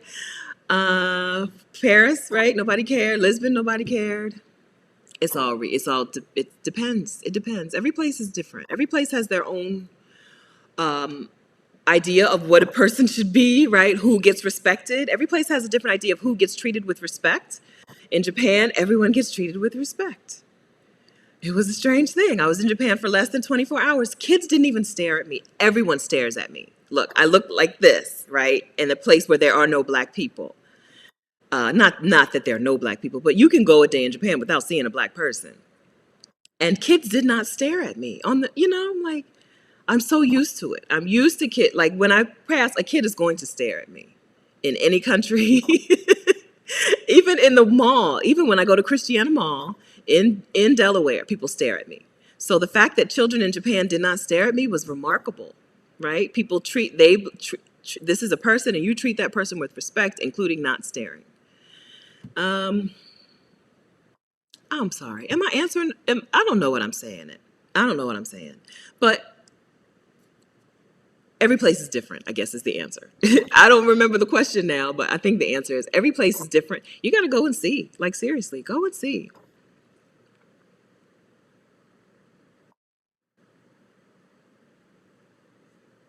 What's happening? NW. What's happening? What am I missing? I don't know. I don't know. Okay. Let me know if anyone's out of pocket. I think we're okay. We're okay. We on this channel, we talk to black women with respect and loving kindness. If you can't do that, you have to leave. I think I've not seen anything that was not that. But if I miss something, y'all tell me. Tell me. Okay, tell me. That is global, but no. Actually, I don't know. There's no fat people in Japan, except for the sumo wrestlers. I don't know. I don't know about that. I don't know. Thailand. There's no fat people in Thailand. When I walk by a store in Thailand, any kind of shop, the owner would come out and be like, "We have big size. We have big size," to let me know because their stores did not have big size. I don't know. They're different. Different places are different. Profound. That was profound, wasn't it? I don't know. What's going on with Jose and NW? Are y'all? I think Jose has been speaking fine. I think Jose can stay as long as Jose is not speaking to us negatively. I saw Jose asking questions. I didn't see Jose saying things in a negative manner. If I missed that, tell me. I'm not kidding.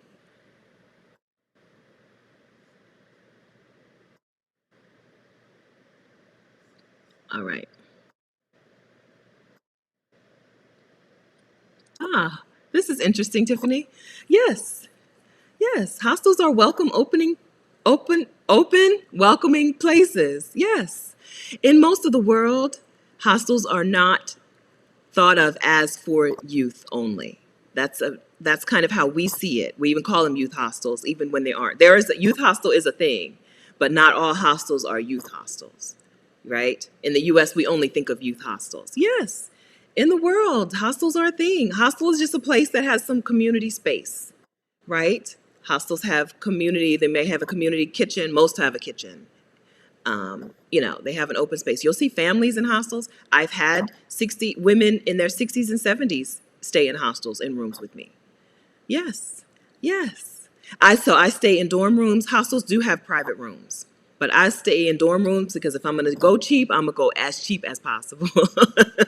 I'm going to go all the way. But yes, yes, I've never been in a hostel and looked around and been like, I'm the oldest person here. Not anywhere in the world, except for maybe no, even in the San Francisco, there was another and a black woman who was older, who I think was older than me. Yeah, I've never been in a hostel and been like, I'm the oldest person here. No. Old people, there's young people, there's families. There are family rooms in hostels, and so you'll see families like mom, dad, and kids staying in a hostel, eating breakfast right next to you at the table. Yeah, there are very welcome places, very open places, welcoming, open places. They're places that are for travelers, right? They're for you. I'm a fan. I have a video on staying in hostels over 30 on this channel with some tips. And then Kathy and I talked about it just a couple of weeks ago about with her first hostel experience, which was not good, right? And she was honest about that. It was not a good experience. The plumbing, they had bathroom and plumbing problems. Yeah, yeah. So I'm all right. Yes, we'll talk more about that as well. All right. There's money in Mexico, so there is money in Mexico. Uh-huh. Mexico is a place where there are people who live with no right. There are poor people in Mexico. I'm not going to act like there's no poor people in Mexico. Poor people, but there are also rich people in Mexico. There are rich men in Mexico. They don't have too much of a middle class like a lot of the world, right? Same, I would say the same for like South Africa. Where else have I been?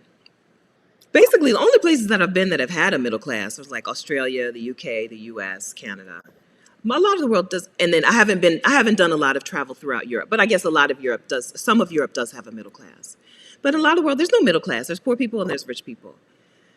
And yes, there are rich people in Mexico. So, so you may come across a man who's looking for someone to take care of him, but you also may come across a man who's looking to take care of somebody. Hmm. Oh, that's so cute. Sam said she had a little kid walk up to her in Japan and say, "Excuse me, where are you from?" Yeah, they're very respect, right? You respect. There's no question. You can't step a foot in Japan without seeing how valuable respect is to the people, right? How important they think it is to respect other people. Is he gone? What did y'all do? What happened? What happened? I didn't see anything from Jose that made me think I needed to get rid of him. Okay. Oh no, so we don't. Okay, we're not going to ask that. NW in the future. In the future, it's okay. So there is good information on this channel, right? Yes, I help Black women. Okay, but this channel is good information, and I'm not going to withhold it from somebody. If somebody wants to get free from the American anyway, if somebody wants to experience the life that I talk about experiencing, they're welcome here on this live stream. They're welcome, right? As long as everybody, we all talk to Black women with dignity, with respect, with loving kindness. If you can't talk to Black women with loving kindness, then you have to go. Or if you just keep spamming us with your business stuff. Other than that, we can stay. Okay, we can stay. He can stay. I'm sorry for the Brits. They love Steph. It's the men. It's the men. I can't. I can't. We talked about this already. I don't want to go back over it because I feel like I was not the only one who had that same opinion. It's the men. We have big size. Yes, they would be so proud. We have big size. And yeah, I'm gonna go spend because if I got $1, I'm spending $1. I don't even care if I want that skirt. I'm gonna buy it. So we both win. Yes, we have big size. We have big size. Yeah, and I would even ask. I heard it enough times that as soon as I walk in the store, I'm walking by and stuff looks pretty. I'm gonna walk by and I'm gonna say, "Do you have big size?" And if she says no, I'm gonna keep it moving. Yes. Ain't no shame, right? There's no need. So that's another thing about Asian cultures, right? They say the words that they mean. We're not gonna sugarcoat these words. If you're fat, you're fat. If you're short, you're short. If you're tall, you're tall. If you're old, you're old. I've had people challenge me on calling people old people. But they're old people. They're young people. They're old people. Now, what is old is changing, right? Used to be 80 was old. 80's not that old. My parents are going to be 80 in a few years. 80's not that old anymore. So maybe my use of old was inappropriate. Like the person I was calling old, I don't remember who I called old, but someone said that. But yes, okay, whatever. So that's the thing about some Asian culture. They use the word they mean. We're not going to work around this and try to find a gentler word. Words don't have the value, right? It's just a word. You assign the meaning, the value in that word. But calling you fat is not an insult. It's a description, right? That's Asia. Okay, Sam Small. So again, I was in Japan for 24, not even 24 hours. Okay, so Sam says there are fat people in Japan, but not that many. Seriously, all I've seen is sumo wrestlers. Like seriously. Hi, Shamika. You go to vicarious.com/call me to book a one-on-one call with me. Let's link to that. Okay, Shamika's getting us back on track here. Okay. Book a one-on-one call. Here's my link for that. Okay, Shamika, vicarious.com/call me to book a one-on-one call. All right. Thank you for asking that. Yeah.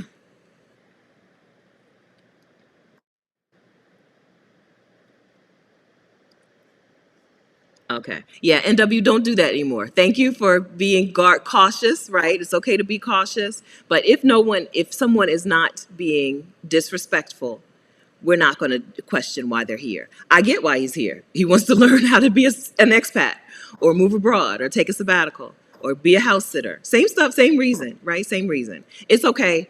I make it clear at the very beginning that this is for Black women. I do. Okay. But that doesn't mean that someone who's not a Black woman can't stay, right? They just are. They had a short leash. There's a glass ceiling. There's a glass ceiling. He did like me. Yeah. Maybe that's why I feel bad about him being told to leave. If he didn't like me, maybe I wouldn't care. Because for the most part, men do ruin things. I understand that. They come in and they ruin things and they want to take over right? That's why most of the things that we do that are small group closed men are not in. You cannot come in. I understand that. So I'm not saying that you were incorrect. I'm just saying, NW, I'm not saying you were incorrect. I'm just saying that I would not have asked him why he was here or asked him to leave. All right. Good morning, Rashida. It's afternoon. Oh, it's your morning. Good morning.